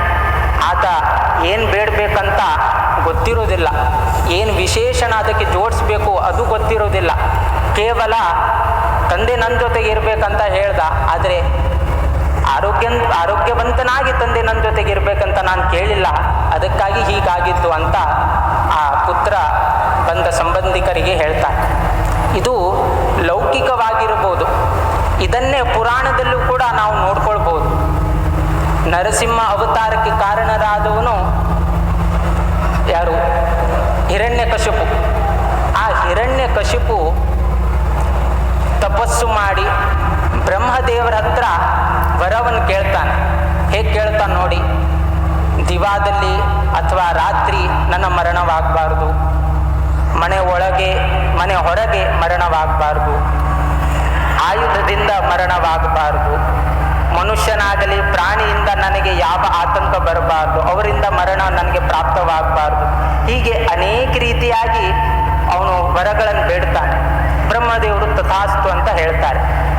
ಆದರೂ ಕೂಡ ಆ ಏನು ಶಿಶುಪಾಲ ಇದೆ, ಅವನ ಮರಣ ಬಂದೇ ಬರುತ್ತದೆ. ಯಾಕೆಂದರೆ ಆತ ಬ್ರಹ್ಮದೇವರಲ್ಲಿ ಪ್ರಾರ್ಥನೆ ಮಾಡುವಾಗ ಸಮ್ಮಿಶ್ರನಾಗಿ ಪ್ರಾಣಿ ಮತ್ತು ಮನುಷ್ಯ ಒಟ್ಟೊಟ್ಟಾಗಿ ನನ್ನ ಮರಣ ಮಾಡಬಾರ್ದಂತ ಬೇಡಿಲ್ಲ. ಆ ವಿಶೇಷಣ ಮರೆತುಬಿಟ್ಟ. ಆಯುಧದಿಂದ ನನಗೆ ಮರಣ ಬರಬಾರ್ದಂತ ಕೇಳ್ದ, ಉಗುರದಿಂದ ನನಗೆ ಮರಣ ಬರಬಾರ್ದಂತ ಕೇಳಿಲ್ಲ. ನನಗೆ ತೊಡೆಯ ಮೇಲೆ ನರಸಿಂಹದೇವರು ಇಟ್ಕೊಂಡು ನನ್ನ ಪ್ರಾಣವನ್ನು ತೆಗಿಬೇಕಂತ ಅವನು ಬೇಡಿಲ್ಲ. ಅದಕ್ಕಾಗಿ ಭಗವಂತ ಈ ರೀತಿಯಿಂದ ಆ ಶಿಶುಪಾಲನ ವಧ ಮಾಡಿದ. ಅಂದರೆ ಈ ಶಿಶುಪಾಲಲ್ಲ, ಹಿರಣ್ಯಕಶಿಪು ಅನೇಕ ರೀತಿಯಾಗಿ ತಾನು ತನ್ನ ವರವನ್ನು ಕೇಳ್ದ, ಆದರೂ ಕೂಡ ಅದು ಕಡಿಮೆ ಆಯಿತು. ಹಾಗಾಗಿ ಭಗವಂತನಲ್ಲಿ ನಾವು ಏನೇ ಕೇಳಿದ್ರು, ನಮಗೆ ಪುತ್ರ ಸಂತಾನ ಬೇಕು, ಕೇವಲ ಪುತ್ರ ಸಂತಾನ ಹೇಳಿದ್ದೀಯಾ? ವಿದ್ಯಾವಂತನಾದ, ಆಚಾರವಂತನಾದ, ಶೀಲವಂತನಾದ, ವಿಚಾರವಂತನಾದ, ವಿದ್ಯಾವಂತನಾದ, ಬುದ್ಧಿವಂತನಾದ ಪುತ್ರ ಸಂತಾನ ಕೇಳಿದ್ದೀಯಾ? ಇಲ್ಲ. ಕೇವಲ ಪುತ್ರ ಸಂತಾನ ಕೇಳಿದ್ದೀಯಾ? ಪುತ್ರ ಸಂತಾನ ಕೊಟ್ಟಿದ್ದೇನೆ. ಆದರೆ ಆರೋಗ್ಯಗ್ರಸ್ತನಾಗಿದ್ದರೆ ಮುಂದೆ ಮತ್ತೆ ನಾವು ಭಗವಂತನ ನಿಂದೆ ಮಾಡ್ತೇವೆ. ನಾವು ಇಷ್ಟೊಂದು ಪೂಜೆ ಮಾಡಿದ್ವಿ, ಇಷ್ಟೊಂದು ಪುನಸ್ಕಾರ ಮಾಡಿದ್ವಿ, ಆದರೆ ನಮಗೆ ಭಗವಂತ ಈ ರೀತಿಯಾಗಿ ಅನುಗ್ರಹ ಮಾಡಿದ ಅಂತ ಮತ್ತೆ ನಾವು ಭಗವಂತನಿಗೆ ನಾವು ದೋಷಾರೋಪಗಳನ್ನು ಮಾಡ್ತೇವೆ. ಅದಕ್ಕಾಗಿ ಭಗವಂತನಲ್ಲಿ ಪ್ರಾರ್ಥನೆ ಮಾಡುವಾಗ ಕೇವಲ ಇಷ್ಟೇ ಬೇಡ್ಕೊಳ್ಳಿ, ನಮ್ಮ ಜೀವನದಲ್ಲಿ ಸದಾ ಸರ್ವದಾ ನಿನ್ನ ಅನುಗ್ರಹ ಇರಲಿ. ಜೀವನದಲ್ಲಿಯೇ ನಮ್ಮ ಜನನ ಮರಣ ಮುಂದಿನ ಇದರ ಮಧ್ಯದಲ್ಲಿ ಜೀವನ, ಅದರ ಮಧ್ಯೆ ಮತ್ತೇನಿಲ್ಲ. ಹಾಗಾಗಿ ಸಂಪೂರ್ಣ ಜೀವನದಲ್ಲಿ ನಿನ್ನ ಅನುಗ್ರಹ ಮಾತ್ರ ನನ್ನ ಮೇಲೆ ಇರಲಿ ಅಂತ ಸದಾ ಸರ್ವದಾ ಬೇಡ್ಕೊಂಡ್ರೆ ಕಷ್ಟದಲ್ಲಾಗಲಿ ಸುಖದಲ್ಲಾಗಲಿ ಇನ್ಯಾವುದೇ ಒಂದು ಸಂದರ್ಭದಲ್ಲಿ ಆ ಭಗವಂತನ ಅನುಗ್ರಹ ನಮ್ಮ ಮೇಲೆ ಸದಾ ಸರ್ವದಾ ಇರಬಹುದು. ಹಾಗಾಗಿ ಎಲ್ಲರೂ ಕೂಡ ಇವತ್ತಿನ ಈ ಒಂದು ಐತಿಹಾಸಿಕ ಉತ್ಸವಕ್ಕೆ ಪಾತ್ರರಾಗಿದ್ದೀರ. ಈಗ ತಾನೇ ನಾವು ಉತ್ಸವ ಅಂತ ಸಂಬೋಧಿಸಿದ್ದೇವೆ. ಉತ್ಸವ ಇದು ನಿಜವಾದ ಉತ್ಸವ. ಯಾಕೆ ಅಂದರೆ ಉತ್ಸವದ ಶಬ್ದದ ವ್ಯಾಖ್ಯಾನ ಮಾಡುವಾಗ ಉತ್ಸೂತೆ ಹರ್ಷಮಿತ್ಯೇವ ಉತ್ಸವ ಪರಿಕೀರ್ತಿತಃ. ಹರ್ಷವನ್ನು ಉಂಟು ಮಾಡುತ್ತದೆ, ಮುದವನ್ನು ಉಂಟು ಮಾಡುತ್ತದೆ. ಆದ್ದರಿಂದ ಇವತ್ತು ಮೂರು ಗುರುಗಳ ಒಂದು ಆಗಮನ ಸರ್ವ ಮಾಧ್ವರಿಗೂ ಸರ್ವ ವೈಷ್ಣವರಿಗೂ ಉಭಯ ಮಠದವರಿಗೂ ಒಂದು ಸಂತೋಷ ಮುದವನ್ನು ಉಂಟು ಮಾಡಿರುವುದರಿಂದ ಈ ಉತ್ಸವ ಅಂತ ಹೇಳೋದು ಉತ್ತಮ ಅಂತ ನಾವು ಭಾವಿಸ್ಕೊಂಡಿದ್ದೇವೆ. ಎಲ್ಲರೂ ಇವತ್ತು ಉಪಸ್ಥಿತರಾದರ ಬಗ್ಗೆ ನಾವು ಸಂತೋಷವನ್ನು ವ್ಯಕ್ತ ಮಾಡ್ತೇವೆ. ದೇವರು ಸದಾ ಸರ್ವದಾ ಎಲ್ಲರಿಗೂ ಒಳ್ಳೆಯದು ಮಾಡಲಿ.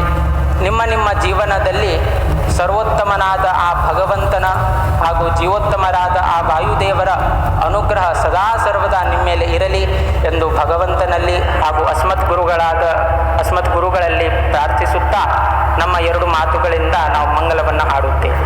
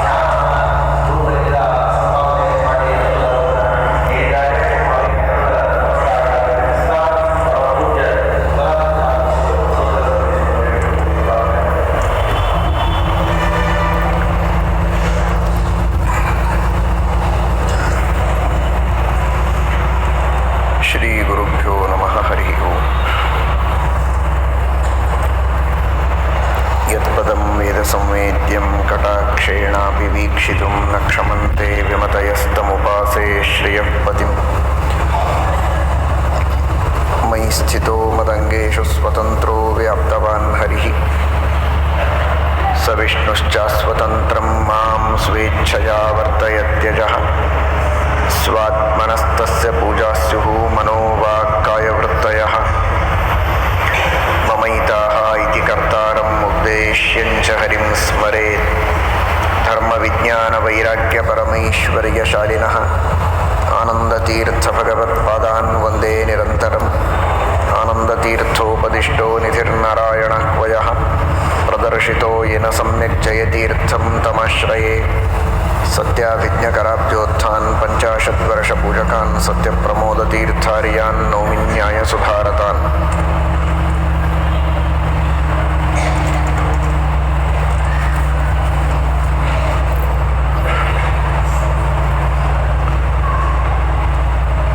ನಮ್ಮ ಗುರುಗಳ ಜನ್ಮಶತಮಾನೋತ್ಸವದ ಈ ಪ್ರಸಂಗದಲ್ಲಿ ನಮ್ಮ ಗುರುಗಳಿಗೆ ಅತ್ಯಂತ ಆತ್ಮೀಯರಾದ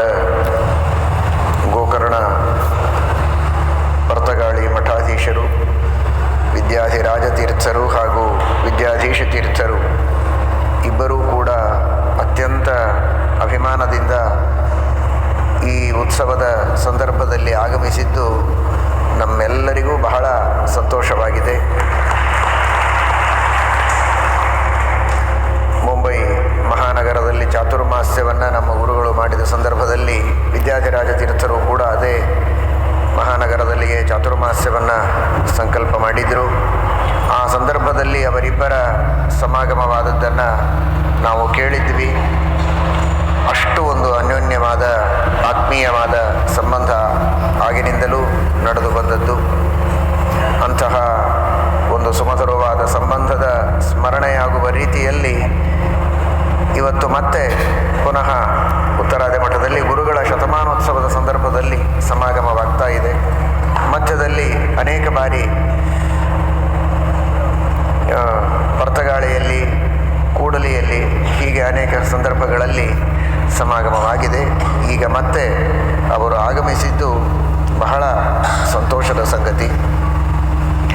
ಇದೀಗ ಶ್ರೀಮದಾಚಾರ್ಯರ ಸ್ಮರಣೆಯನ್ನು ವಿದ್ಯಾಧೀಶ ತೀರ್ಥರು ಬಹಳ ಸೊಗಸಾಗಿ ಮಾಡಿಕೊಟ್ರು. ಒಳ್ಳೆಯ ಉಪನ್ಯಾಸದ ಕಲೆ, ವಿದ್ಯೆ ಈ ಚಿಕ್ಕ ವಯಸ್ಸಿನಲ್ಲಿಯೇ ಅವರಲ್ಲಿ ಇದ್ದದ್ದನ್ನು ಕಂಡು ನಮಗೆ ಬಹಳ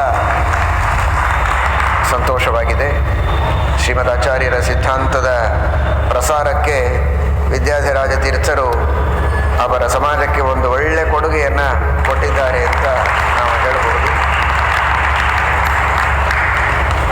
ಶ್ರೀಮದಾಚಾರ್ಯರು ಗೋವಾ ಪ್ರಾಂತಕ್ಕೆ ಸಂಚಾರ ಮಾಡಿದಾಗ 4,000 ಬಾಳೆಹಣ್ಣುಗಳನ್ನು 30 ಹಣ್ಣುಗಳನ್ನು ತಿಂದು 30 ಕೊಡ ಹಾಲು ಕುಡಿದಿದ್ದಾರೆ ಅಂತ.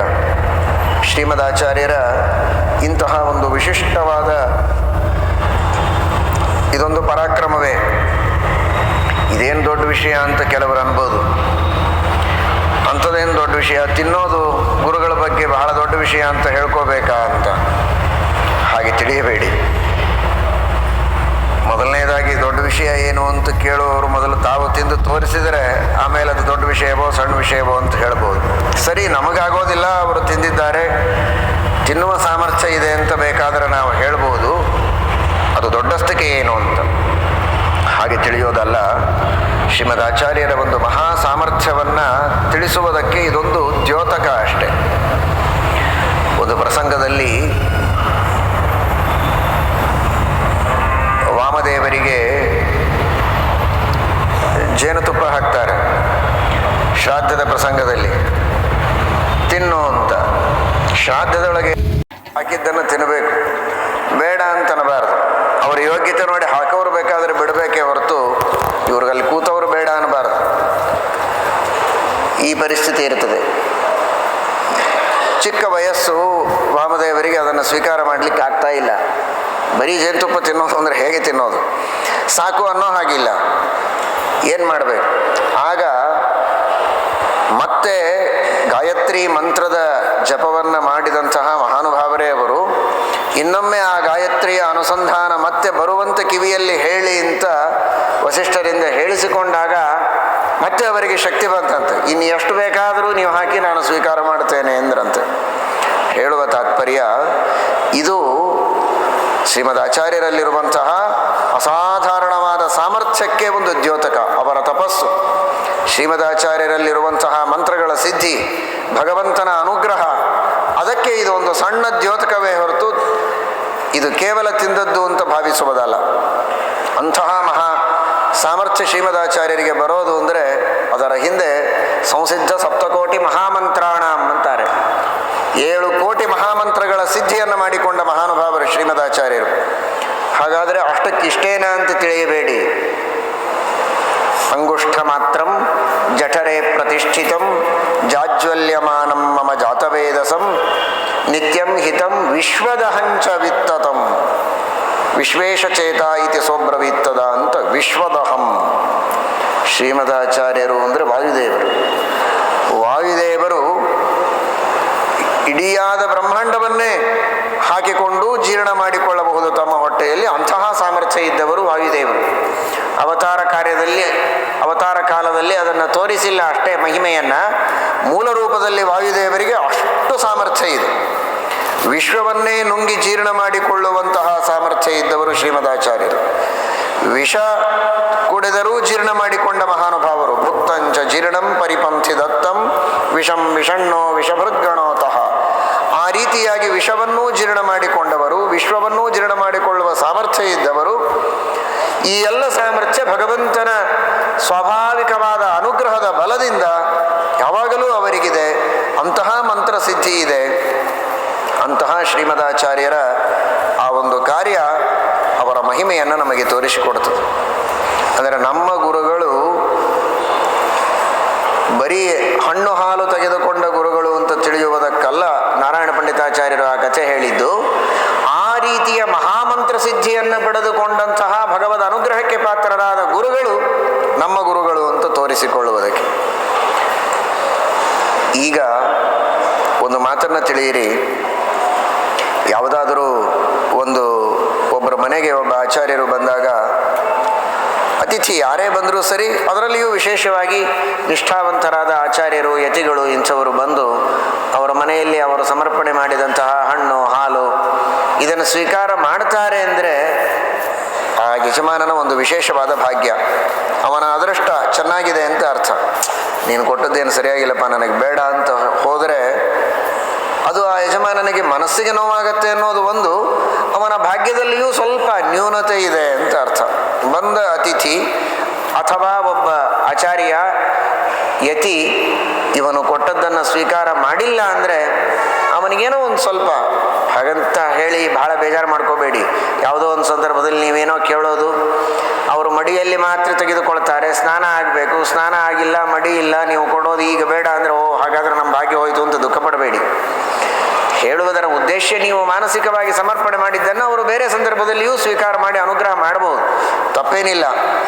ಸೂಚನೆ ಏನು ಅಂದರೆ, ಒಟ್ಟು ಆಗಲೋ ಅನಂತರದಲ್ಲಿಯೋ ನೀವು ಪ್ರೀತಿಯಿಂದ ಕೊಟ್ಟದ್ದನ್ನು, ಶುದ್ಧವಾದದ್ದನ್ನು, ಯೋಗ್ಯವಾಗಿದ್ದರೆ, ನಿಷಿದ್ಧವಾಗಿದ್ದರೆ ಅಲ್ಲ, ವಿಹಿತವಾದದ್ದು, ಶುದ್ಧವಾದದ್ದು, ಪ್ರೀತಿಯಿಂದ ಕೊಟ್ಟದ್ದು, ಅದನ್ನು ಅವರು ಆಗಲೋ ಅನಂತರದಲ್ಲಿಯೋ ಅಷ್ಟೇ ಅಭಿಮಾನದಿಂದ ಸ್ವೀಕಾರ ಮಾಡಿದರೆ ಆಗ ಅದೊಂದು ದೊಡ್ಡ ಅನುಗ್ರಹವನ್ನು ಆ ಮಾಧ್ಯಮದಿಂದ ದೇವರು ನಿಮ್ಮ ಮೇಲೆ ಮಾಡಿದ ಹಾಗೆ.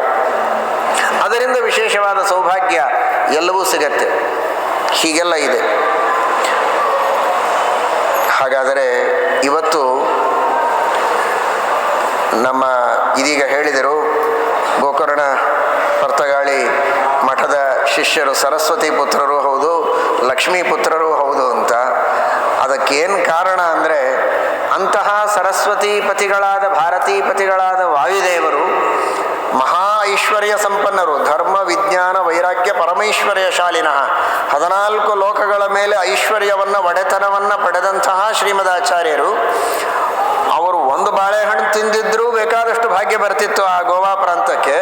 4000 ಬಾಳೆಹಣ್ಣುಗಳನ್ನು, 30 ಕೊಡ ಹಾಲನ್ನು ಅಷ್ಟು ಪ್ರೀತಿಯಿಂದ ಆ ಪ್ರಾಂತದೊಳಗೆ ತೆಗೆದುಕೊಂಡದ್ದರ ಪರಿಣಾಮ ಇಂದಿಗೂ ಕೂಡ ಅಲ್ಲಿ ಸರಸ್ವತಿಗೆ, ಲಕ್ಷ್ಮಿಗೆ ಕೊರತೆಯಾಗಿಲ್ಲ ಅಂತ ಹೇಳುವುದಕ್ಕೆ ಆ ಶ್ರೀಮದಾಚಾರ್ಯರ ಅನುಗ್ರಹವೇ ಕಾರಣ.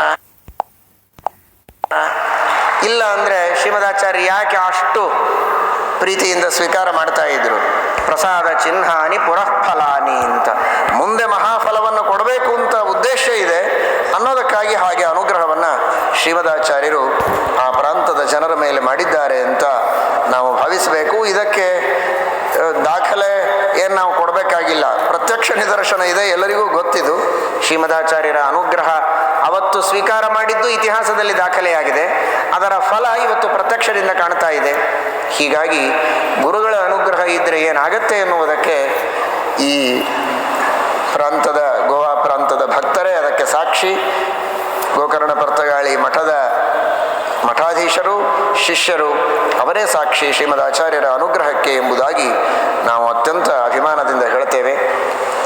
ಅಂತಹ ಒಂದು ವಿಶಿಷ್ಟವಾದ ಅನುಗ್ರಹವನ್ನು ಪಡೆದಂತಹ ಈ ಗೋಕರ್ಣ ಪರ್ತಗಾಳಿ ಮಠ ಅವರು ಇಲ್ಲಿ ಆಗಮಿಸಿದ್ದರಿಂದ ನಮಗೆ ವಿಶೇಷವಾಗಿ ಸಂತೋಷವಾಗಿದೆ, ನಮ್ಮ ಗುರುಗಳಿಗೂ ಸಂತೋಷವಾಗಿದೆ ಎಂಬುದಾಗಿ ನಾವು ಭಾವಿಸ್ತೇವೆ.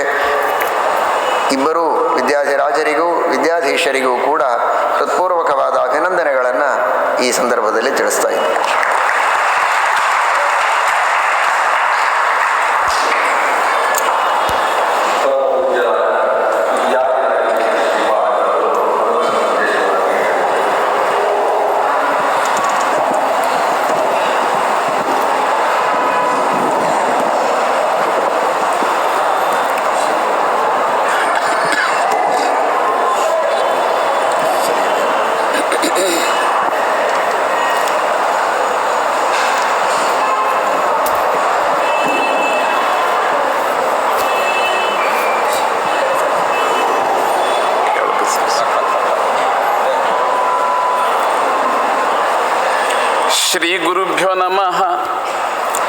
ಶ್ರೀಮದಾನಂದ ತೀರ್ಥ ಭಗವತ್ಪಾದಾಚಾರ್ಯ ಗುರುಭ್ಯೋ ನಮಃ. ಶ್ಯಾಮಂ ರವೀಂದ್ರಮಿತ ದೀಧಿತಿಕಾಂತಿಯುಕ್ತಂ ಜ್ಞಾನಂ ಶರಂಜ ದಧತಂ ಪ್ರಿಯಯಾ ಸಮೇತಂ ಸ್ವಾತ್ಮಸ್ವರೂಪಮಮಿದಂ ಹನುಮನ್ಮುಖೇಷು ಸಂದರ್ಶಯಂದಮಜಿದಂ ಸ್ಮರತೋರುಗೀರ್ಭಿಃ ಶ್ರೀಮದ್ಧನುಮದ್ಭೀಮ ಮಧ್ವಾಂತರ್ಗತ ರಾಮಕೃಷ್ಣ ವೇದವ್ಯಾಸಾತ್ಮಕ ಲಕ್ಷ್ಮೀ ಹಯಗ್ರೀವಾಯ ನಮಃ.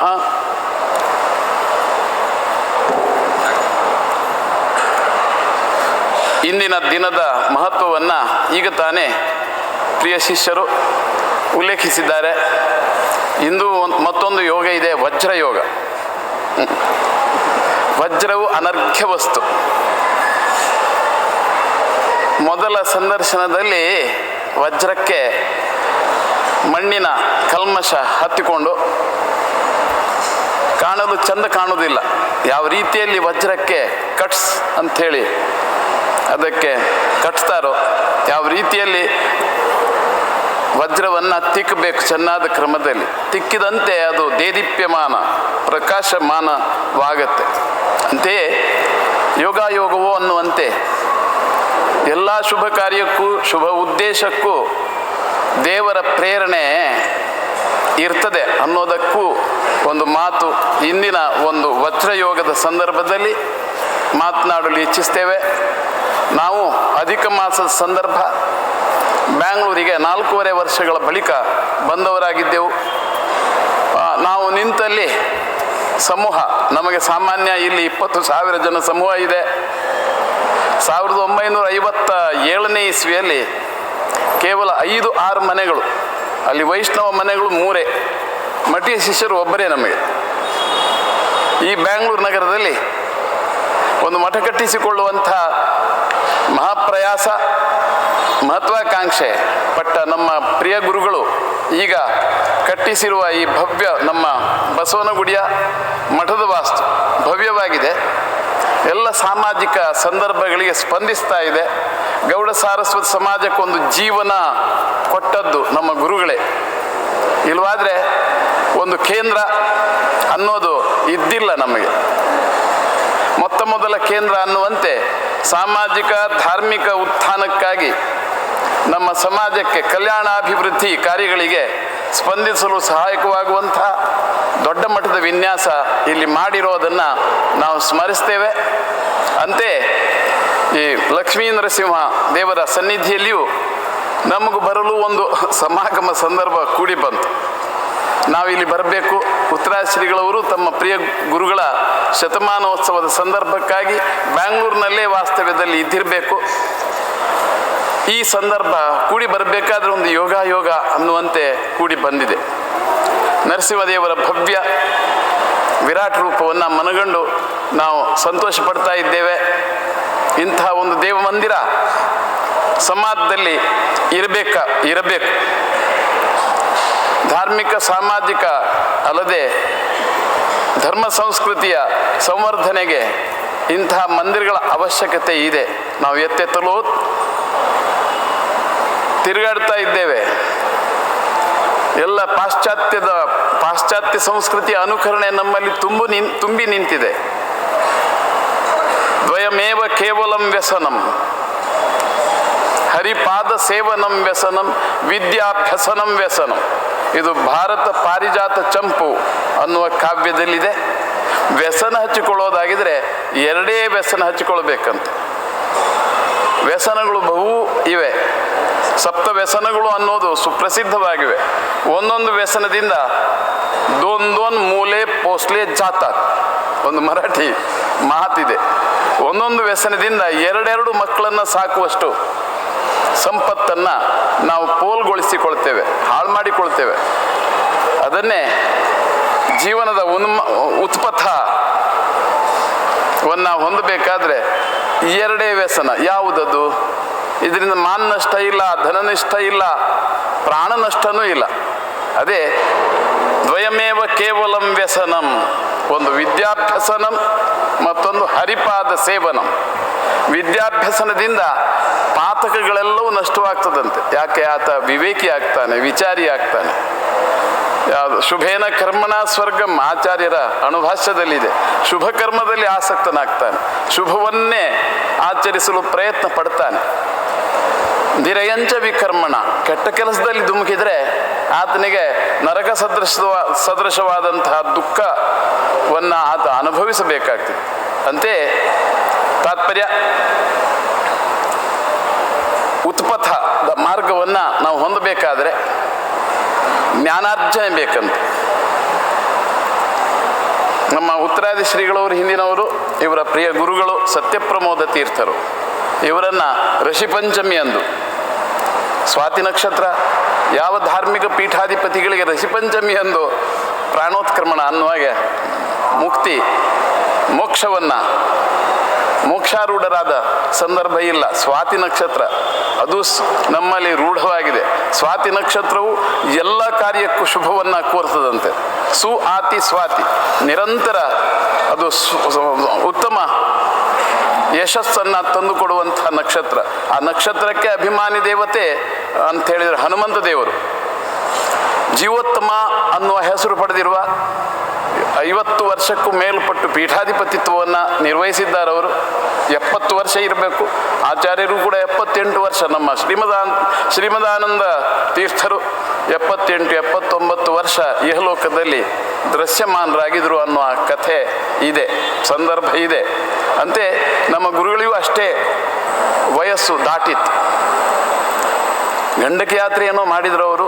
ಇದು ಪ್ರಥಮ ಕಾರ್ಯ ನಮ್ಮ ವೈಷ್ಣವ ಸಮಾಜದಲ್ಲಿ. ಅದರ ಮೊದಲು ಯಾರೂ ಗಂಡಕ ಯಾತ್ರೆ ಮಾಡಿಲ್ಲ. ವಾದಿರಾಜರು ತೀರ್ಥ ಪ್ರಬಂಧ ಬರೆದಾರೆ. ಸಾಮಾನ್ಯ 300 ಸ್ಥಳಗಳ ಚಿಂತನೆ ಅದರಲ್ಲಿ ಸಿಗಲಿದೆ. ವೈಷ್ಣವ ಕ್ಷೇತ್ರಗಳ ಉತ್ತಮೋತ್ತಮ ಕ್ಷೇತ್ರಗಳ ವರ್ಣನೆ ಅದರಲ್ಲಿ ಸಿಗತ್ತೆ. ಗೋಕರ್ಣದಲ್ಲಿಯೂ ವಾದಿರಾಜರು ಬಂದು ಹೋಗಿದ್ದಾರೆ ಅನ್ನುವಾಗ ಗೋಕರ್ಣದ ಹೆಸರಿಟ್ಟುಕೊಂಡಂತಹ ನಾವು ಗೋಕರ್ಣದ ಮಠಾಧೀಶರು ಅಂಥೇಳಿ ನಮ್ಮನ್ನು ಇಲ್ಲಿಯ ಜನಾಂಗ, ಕರ್ನಾಟಕದಲ್ಲಿಯ ನಮ್ಮ ಭಕ್ತಗಣ ನಮಗೆ ಗೋಕರ್ಣ ಮಠಾಧೀಶರು ಅಂತ ಹೇಳ್ತಾರೆ. ಗೋವಾದಲ್ಲಿ ಪರ್ತಗಾಳಿ ಮಠಾಧೀಶರು ಅಂತ ಹೇಳ್ತಾರೆ. ಕಾರಣ ಗೋಕರ್ಣ ಇದೇ ಪ್ರಧಾನವಾಗಿಟ್ಟು, ಭಟ್ಕಳ ಪ್ರಧಾನವಾಗಿಟ್ಟು, ನಮಗೂ ಶಾಖಾ ಮಠಗಳ ಸಂಖ್ಯೆ 15 ಇದೆ. ಆದರೆ ಸಾರಸ್ವತ ಸಮಾಜ ದೇವಾಲಯಗಳು 105 ಇವೆ. 105 ದೇವಾಲಯಗಳನ್ನು ಸ್ವಾಯತ್ತ ಕೇಂದ್ರಗಳು ನಮ್ಮ ಸಾರಸ್ವತ ಸಮಾಜದ ಉತ್ಕರ್ಷಕ್ಕಾಗಿ ಸಾಧಿಸಿ ಅಥವಾ ಸ್ಥಾಪಿಸಿಕೊಂಡು ಬಂದಿರುವಂತಹ ದೇವಾಲಯಗಳ ಸಂಖ್ಯೆ ನಮ್ಮ ಅಧೀನವಾಗಿವೆ. ಈಗ ಯಾವ ಸಮಾಜದವರು ಇಂತಹ ಕೆಲಸ ಮಾಡಿಕೊಂಡಿಲ್ಲ. ಮುಜರಾಯಿ ಖಾತೆಯಲ್ಲಿ 34,000 ಚಿಲ್ಲರೆ ದೇವಾಲಯಗಳನ್ನು ಅವರು ಕೇಂದ್ರೀಕರಿಸಿ ಸ್ವಾಧೀನಪಡಿಸಿಕೊಂಡವರಾಗಿದ್ದಾರೆ. ನಮಗೆ 2002ರಲ್ಲಿ ಅಕ್ಟೋಬರ್ ತಿಂಗಳ ಸಾಮಾನ್ಯ ದಿನಾಂಕ 2 ಶ್ವೇತಪತ್ರ ತೆಗೆದು ಗಜೆಟ್ ಅಂತ ಹೇಳ್ತಾರೆ. ಸರೋಜಮ್ಮ ಅನ್ನುವಂಥ ಮುಜರಾಯಿ ಖಾತೆಯ ಅಧಿಕಾರಿಗಳು ನೇರ ಬರೆದು ಕೊಟ್ಟಾರೆ. ಗೌಡ ಸಾರಸ್ವತ ಸಮಾಜದ ಈ 65 ದೇವಾಲಯಗಳು ಪ್ರಥಮ ಹಂತದಲ್ಲಿ ಇದರ ಆಡಳಿತ ಒಂದು ಮಠಕ್ಕೆ ಸಂಬಂಧಪಟ್ಟದ್ದಾಗಿರೋಣದ್ರಿಂದ ನಾವು ಎಲ್ಲ ವ್ಯವಹಾರದಿಂದ ಅರ್ಥಾತ್ ಕರಮುಕ್ತ, ಯಾವುದೇ ರೀತಿಯ ಬಂಧನ ನಮ್ಮ ಮೇಲೆ ಬರಲಿಕ್ಕಿಲ್ಲ ಅನ್ನುವ ಹಾಗೆ ಆದೇಶವನ್ನು ಹೊರಡಿಸಿದ್ದಾರೆ. ಇನ್ನು 35 ದೇವಾಲಯಗಳ ಬಗ್ಗೆ 2ನೇ ಪ್ರಯತ್ನಕ್ಕೆ ನಾವು ಪ್ರಯತ್ನ ಪಡಲಿದ್ದೇವೆ. ಆಗತ್ತೆ ಬೇಗನೆ. ಅಂತಹ ಕಾರ್ಯದರ್ಶಿಗಳು ಬಂದು ಹೋಗಿದ್ದಾರೆ ನಿನ್ನೆ ತಾನೇ. ಅವರಲ್ಲಿ ಇದೇ ಒಂದು ಸ್ಫೂರ್ತಿ, ಚೈತನ್ಯ. 35 ದೇವಾಲಯಗಳನ್ನು ವಶಪಡಿಸಿಕೊಳ್ಳುವ ಒಂದು ಕ್ರಮಕ್ಕೆ ಮುನ್ನುಗ್ಗಬೇಕಾಗಿದೆ ನಾವು. ಅರ್ಥಾತ್ ಸಾರವಂತರು ನಮ್ಮ ಧರ್ಮ ಸಂಸ್ಕೃತಿಯ ಸಂವರ್ಧನೆಗಾಗಿ ಕಟ್ಟಿಸಿಕೊಂಡಂತಹ ದೇವಾಲಯಗಳು ನಮ್ಮ ಸಮಾಜದ ವಶವಾಗಿರಬೇಕು. ಒಂದು ಗುರುಪೀಠ ಇದೆ, ಇದರ ಮಾರ್ಗದರ್ಶನದಲ್ಲಿ ನಾವು ನಡಿತೇವೆ ಅನ್ನುವಂಥ ಸರ್ಟಿಫಿಕೇಟ್ ಮಠದ ವತಿಯಿಂದಲೂ ಹೊರಡಿಸಿ ಆಯಾಯ ದೇವಾಲಯದ ಮುಂಭಾಗದಲ್ಲಿ ಅದನ್ನು ಹಚ್ಚಿಟ್ಟಿದ್ದೇವೆ.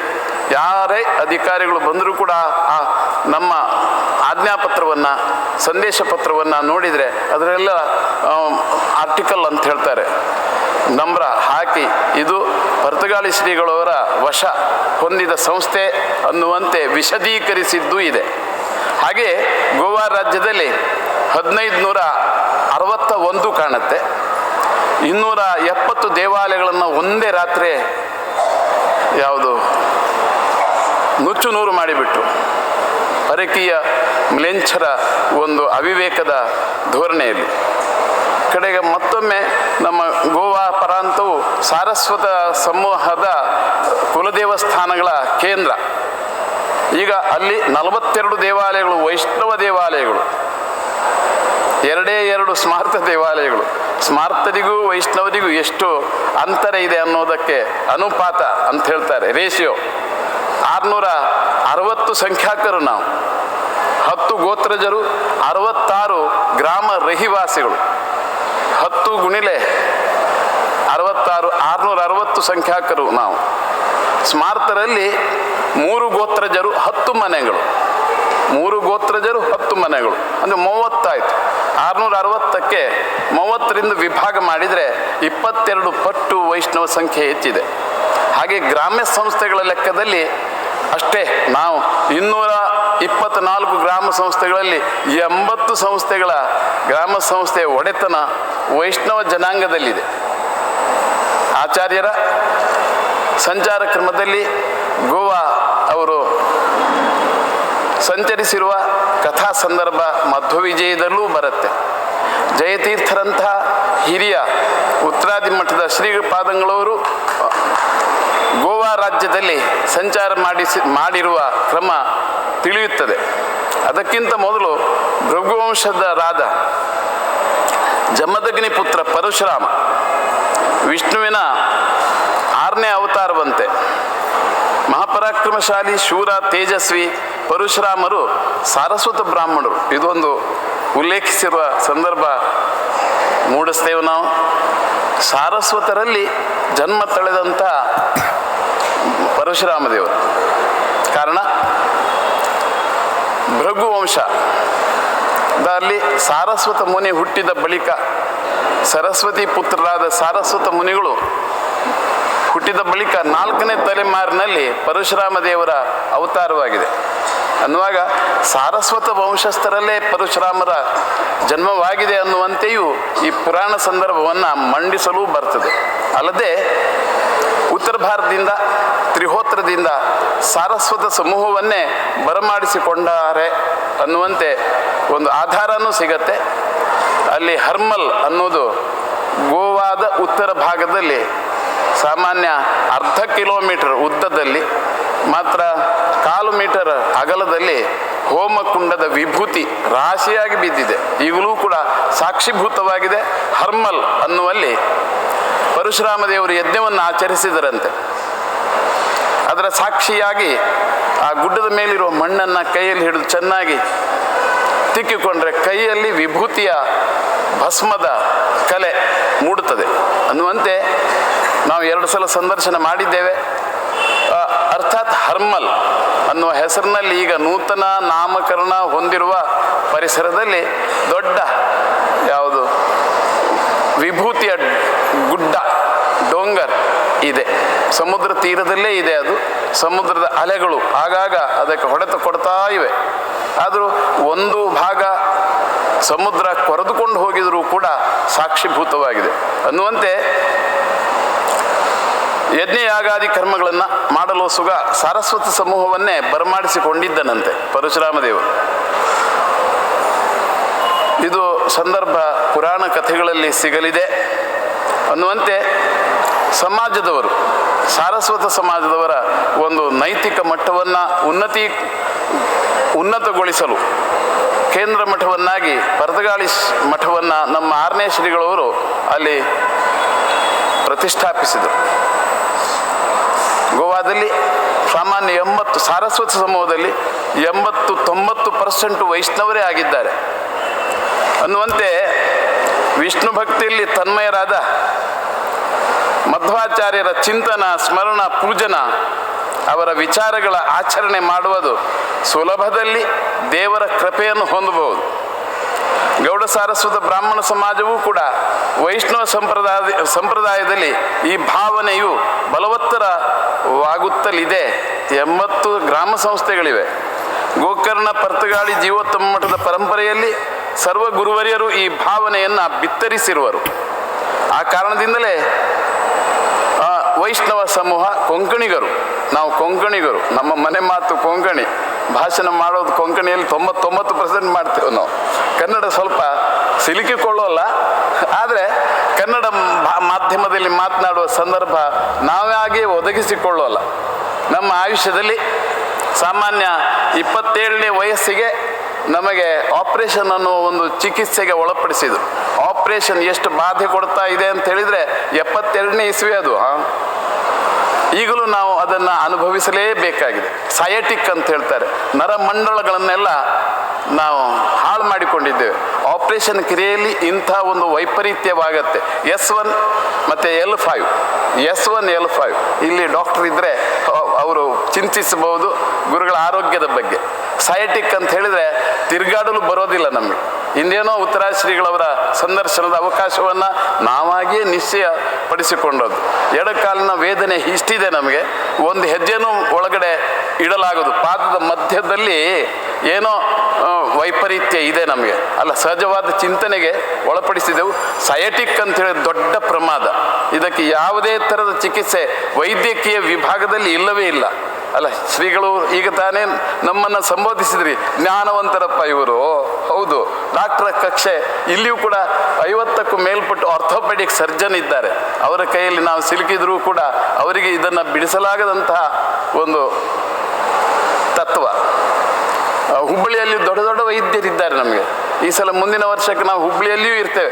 72ನೇ ಇಸ್ವಿಯಲ್ಲಿ, ಈಗ 2018ನೇ ವರ್ಷ ಎಲ್ಲಿ ಸಾಮಾನ್ಯ 45 ವರ್ಷಗಳಿಂದಲೂ ಈ ವ್ಯಾಧಿಗ್ರಸ್ತ ಸ್ಥಿತಿಯಲ್ಲಿಯೇ ನಾವು ಮಠದ ಕಾರ್ಯಭಾರವನ್ನು ವಹಿಸ್ತಾ ಇದ್ದೇವೆ. ಪೇಜಾರು ಶ್ರೀಗಳವರಿಂದ ಆದೇಶ ಬಂದಿತ್ತು ನಮಗೆ. ಸೀತಾರಾಮಾಚಾರ್ಯರು ಅಂತೇಳಿ ಅವರು ಬಿಜಾಪುರದಲ್ಲಿ ಉತ್ತರ ಶ್ರೀಗಳವರ ಮಾಧ್ವ ಸಂಘದಲ್ಲಿ ಹಲವಾರು ವರ್ಷಗಳ ವ್ಯವಸ್ಥಾಪಕರಾಗಿ ಕಾರ್ಯ ಆಸಕ್ತರಾಗಿ ಆ ಬಳಿಕ ನಿವೃತ್ತರಾದ ಬಳಿಕ ನಮ್ಮಲ್ಲಿಯೂ 4-5 ಗ್ರಂಥಗಳ ಚಿಂತನೆಗಾಗಿ ಪಾಠಕ್ಕೆ ಅವರು ಮಠದಲ್ಲೇ ವಾಸ್ತವ್ಯ ಮಾಡಿಕೊಂಡಿದ್ರು. ಸೀತಾರಾಮಾಚಾರ್ಯರು ಬೈಲೂರು. ನಿಮ್ಮ ಮಠಕ್ಕೇನೋ 20 ಮುಡಿ ಅಕ್ಕಿ ಕೊಡಬೇಕಿತ್ತು, ಅವರು ಕೊಡೋಲ್ಲ, ಗೊತ್ತು ನಮಗೆ. ಅದು ಏನೋ ಕಾಯ್ದೆ ಬರುವುದಕ್ಕಿಂತಲೇ ಪೂರ್ವದಲ್ಲಿ ಅದನ್ನು ವಶಪಡಿಸಿಕೊಂಡಾರವರು. ಅಂತೂ ಮಲ್ಕೊಂಡೇ ನಾವು ಅಭ್ಯಾಸ ಮಾಡಬೇಕು. ಯಾವುದು ದಿನ ಹೊತ್ತು 1 ಗಂಟೆ ಮೇಲ್ಪಟ್ಟು ಕೂತ್ಕೊಂಡ್ರೆ 4 ದಿನದ ವೇದನೆ ನಾವು ಸಹಿಸುವಂಥ ಮನೋಬಲ ಹೊಂದಿದ್ದವರಾದರೆ ಆಗ್ಬೋದು. ಇಂಥ ಪರಿಸ್ಥಿತಿ ನಮ್ಮದು. ಯೋಗ ಅನ್ನುವಂತೆ ಮತ್ತೊಮ್ಮೆ ಸ್ಮರಿಸಿಕೊಳ್ತೇವೆ. ದಿಗ್ವಿಜಯ ಲಕ್ಷ್ಮೀ ನರಸಿಂಹದೇವರ ಭೇಟಿನೂ ಉತ್ತಮ. ಈ ಇಂದು ಕಮಲಾ ಏಕಾದಶಿ ಅಂತೆ, ನಾಳೆ ಕಮಲ ಪಂಚಾಂಗದಲ್ಲಿ ಅಧಿಕ ಮಾಸದ ನಿಮಿತ್ತ ಮಾತಾತು ಕಮಲಾದೇವಿ. ನಮಗೆ ಪಿತಾದೇವೋ ಜನಾರ್ದನ ಈ ರೀತಿಯ ವೈಷ್ಣವ ತತ್ವದಲ್ಲಿ ಉಲ್ಲೇಖಿಸ್ತಾರೆ. ಅಂತಹ ಏಕಾದಶಿನೂ ನಾಳೆ ಕೂಡಿ ಬಂದಿದೆ. ಒಂದು ಸಂದರ್ಭ ಈಗ ತಾನೇ ಶಿಷ್ಯರು ಪ್ರಸ್ತಾವನೆ ಮಾಡಿದ್ದಾರೆ. ಹರಿದಿನಗಳು ಅನ್ನುವ ಹಾಗೆ 3 ದಿನಗಳಿಗೂ ಅನ್ವಯವಾಗುತ್ತೆ. ದಶಮಿ, ಏಕಾದಶಿ, ದ್ವಾದಶಿಯ ನಿಷ್ಠೆ ನಮ್ಮ ಮಠದಲ್ಲಿಯೂ ನಿತಾಂತವಾಗಿದೆ. ಅಲ್ಲ, ಉತ್ತರಾಶ್ರೀಗಳವರ ಒಂದು ಮನಸ್ಸಿಗೆ ನಮ್ಮದೇ ಆದ ಒಂದು ವರದಿಯನ್ನು ಮುಟ್ಟಿಸ್ತೇವೆ. ನಾವು ಸಾಮಾನ್ಯ ವೈಷ್ಣವರಲ್ಲ, ಸಹಜ.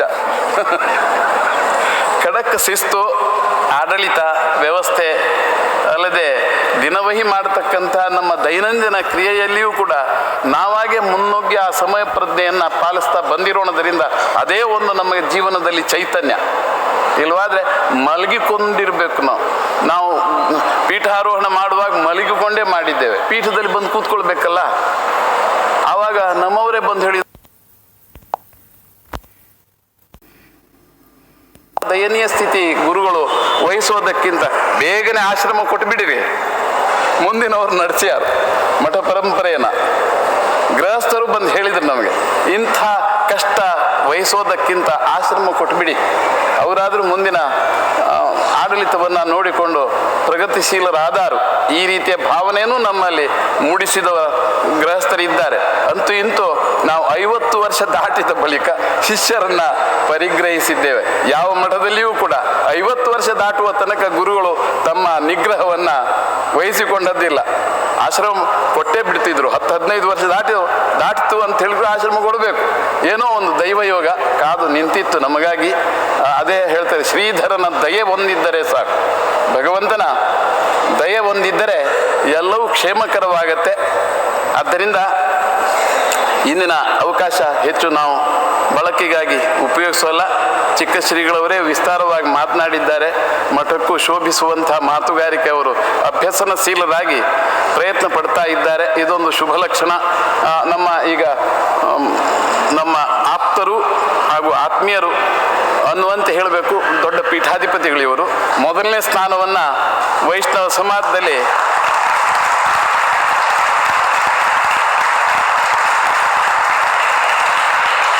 ಹಂಸನಾಮಕ ಪರಮಾತ್ಮನಿಂದ ಮುಂದುವರೆದಂಥ ಧಾರ್ಮಿಕ ಇತಿತ್ವವನ್ನು ನಮ್ಮ ಉತ್ತರಾದಿ ಶ್ರೀಗಳವರ ಪದ್ಮನಾಭ ತೀರ್ಥರು ನಿರ್ವಹಿಸುತ್ತಾ ಈಗ ಪೀಠಾಧಿಷ್ಠಿತರಾಗಿರುವಂಥ ಸತ್ಯಾತ್ಮ ತೀರ್ಥರು ಮುಂದುವರಿಸಿಕೊಂಡು ಬಂದ್ದಾರೆ. ಎಷ್ಟೋ ಸಾಮ್ಯವನ್ನು ಹೇಳಿದ್ದಾರೆ ನಮಗೂ ನಮ್ಮ ಶಿಷ್ಯರಿಗೂ ಕೂಡ. ಅಂತೂ ಇದೊಂದು ಪ್ರೇಮ ಬಾಂಧವ್ಯ ಎರಡು ಮಠಗಳಲ್ಲಿ, ಪ್ರೇಮ ಬಾಂಧವ್ಯ ಅನ್ನೋಣ, ಅರ್ಥಾತ್ ಈ ರೀತಿಯ ವಿಶ್ವಾಸ ನಮ್ಮ ಉಭಯ ಮಠಗಳಲ್ಲಿಯೂ. ಉತ್ತರಾದಿ ಶ್ರೀಗಳವರಂತೂ 1ನೇ ತರಗತಿಯ ಪ್ರಥಮ ಸ್ಥಾನವನ್ನು ಹೊಂದತಕ್ಕಂಥ ವೈಷ್ಣವ ಪೀಠ. ನಾವೇನೋ 28 ಸಂಖ್ಯಾಕರು ವೈಷ್ಣವರಿದ್ದಾರೆ, ಧಾರ್ಮಿಕ ಯತಿಗಳು. ಅದರಲ್ಲಿ ನಮ್ಮದು ಸಾಮಾನ್ಯ ಸಾರಸ್ವತ ಸಮಾಜದಲ್ಲಿ 2 ಪೀಠಗಳಿವೆ.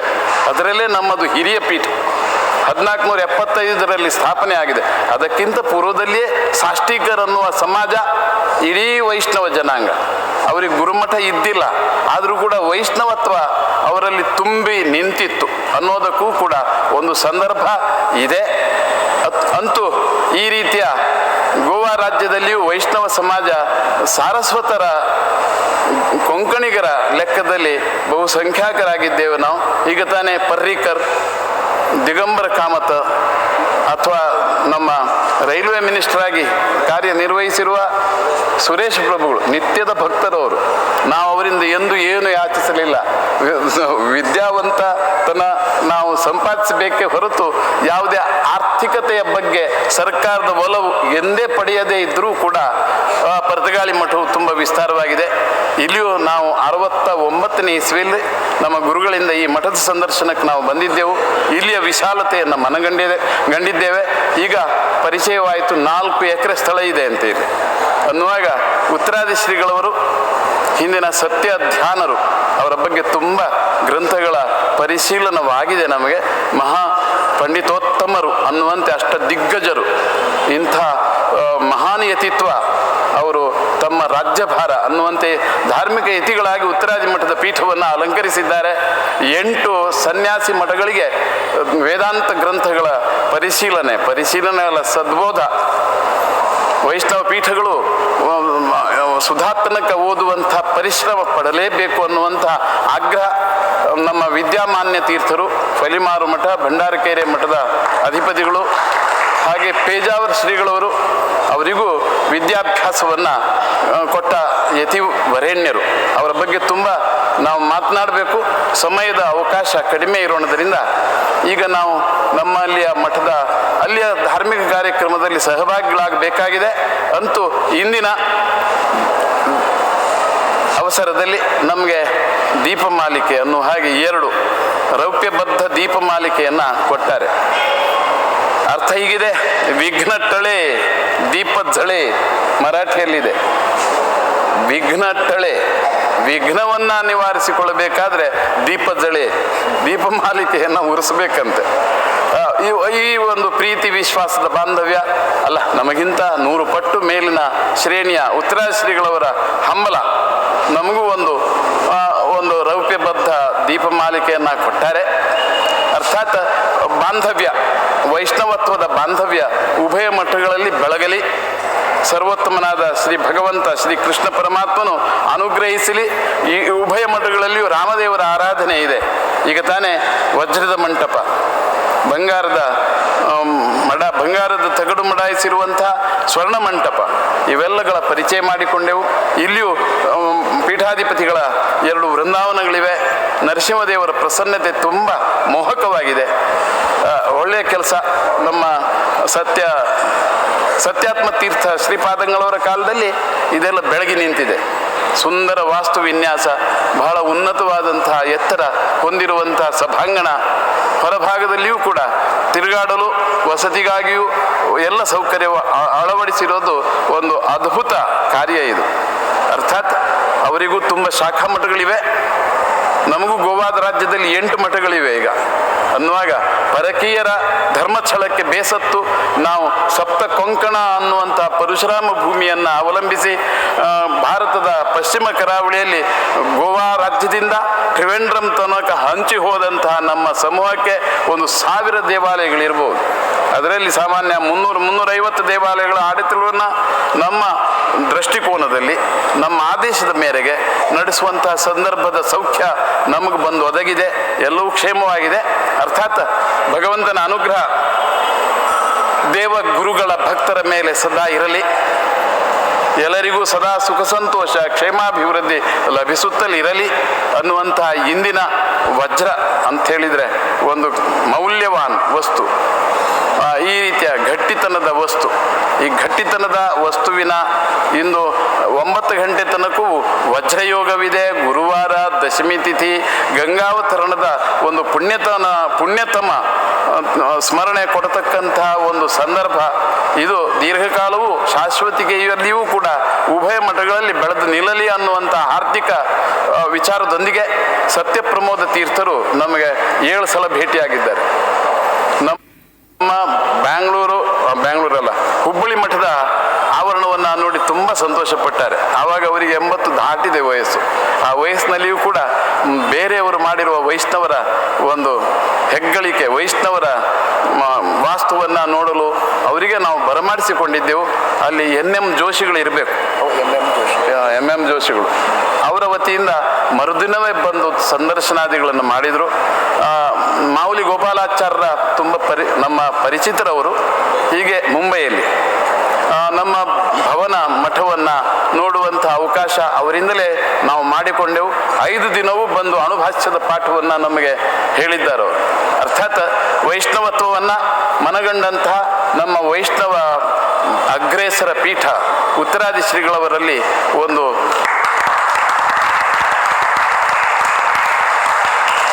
ಪ್ರೀತಿ ವಿಶ್ವಾಸ ಬೆಳೆದು ಬಂದ ಬಗ್ಗೆ ಸಂತೋಷವನ್ನು ವ್ಯಕ್ತಪಡಿಸ್ತೇವೆ. ಈಗಿನ ಈ ಶ್ರೀಪಾದಂಗಳವರು ಕೂಡ ಪರ್ತಗಾಳಿಗೆ ಬಂದಾರೆ. 2 ಸಲ ಬಂದಿರಬೇಕು ತಾವು. ಹೌದು, 2 ಸಲ. ಹೌದು, ಸಮಯಾವಕಾಶ ಅಲ್ಲಿ ಹಳ್ಳಿ ಊರು ನಮ್ಮದು. ಬ್ರಾಹ್ಮಣರ ಮನೆಗಳು 8-10 ಇಲ್ಲ. ಆದರೆ ಶಿಷ್ಯ ಸಮೂಹ 7-8 ಕಿಲೋಮೀಟರ್ ಹೊರಭಾಗದಲ್ಲಿ ಇರ್ತಾರೆ. ತಾತ್ಕಾಲಿಕವಾಗಿ ಸಂದರ್ಭ ಒದಗಿ ಬಂದ ಬಗ್ಗೆಯೂ ಉಭಯ ಶ್ರೀಪಾದಂಗಳವರಲ್ಲಿ ಒಂದು ಪ್ರೇಮ ಕೂಡಿ ಬಂದಿದೆ.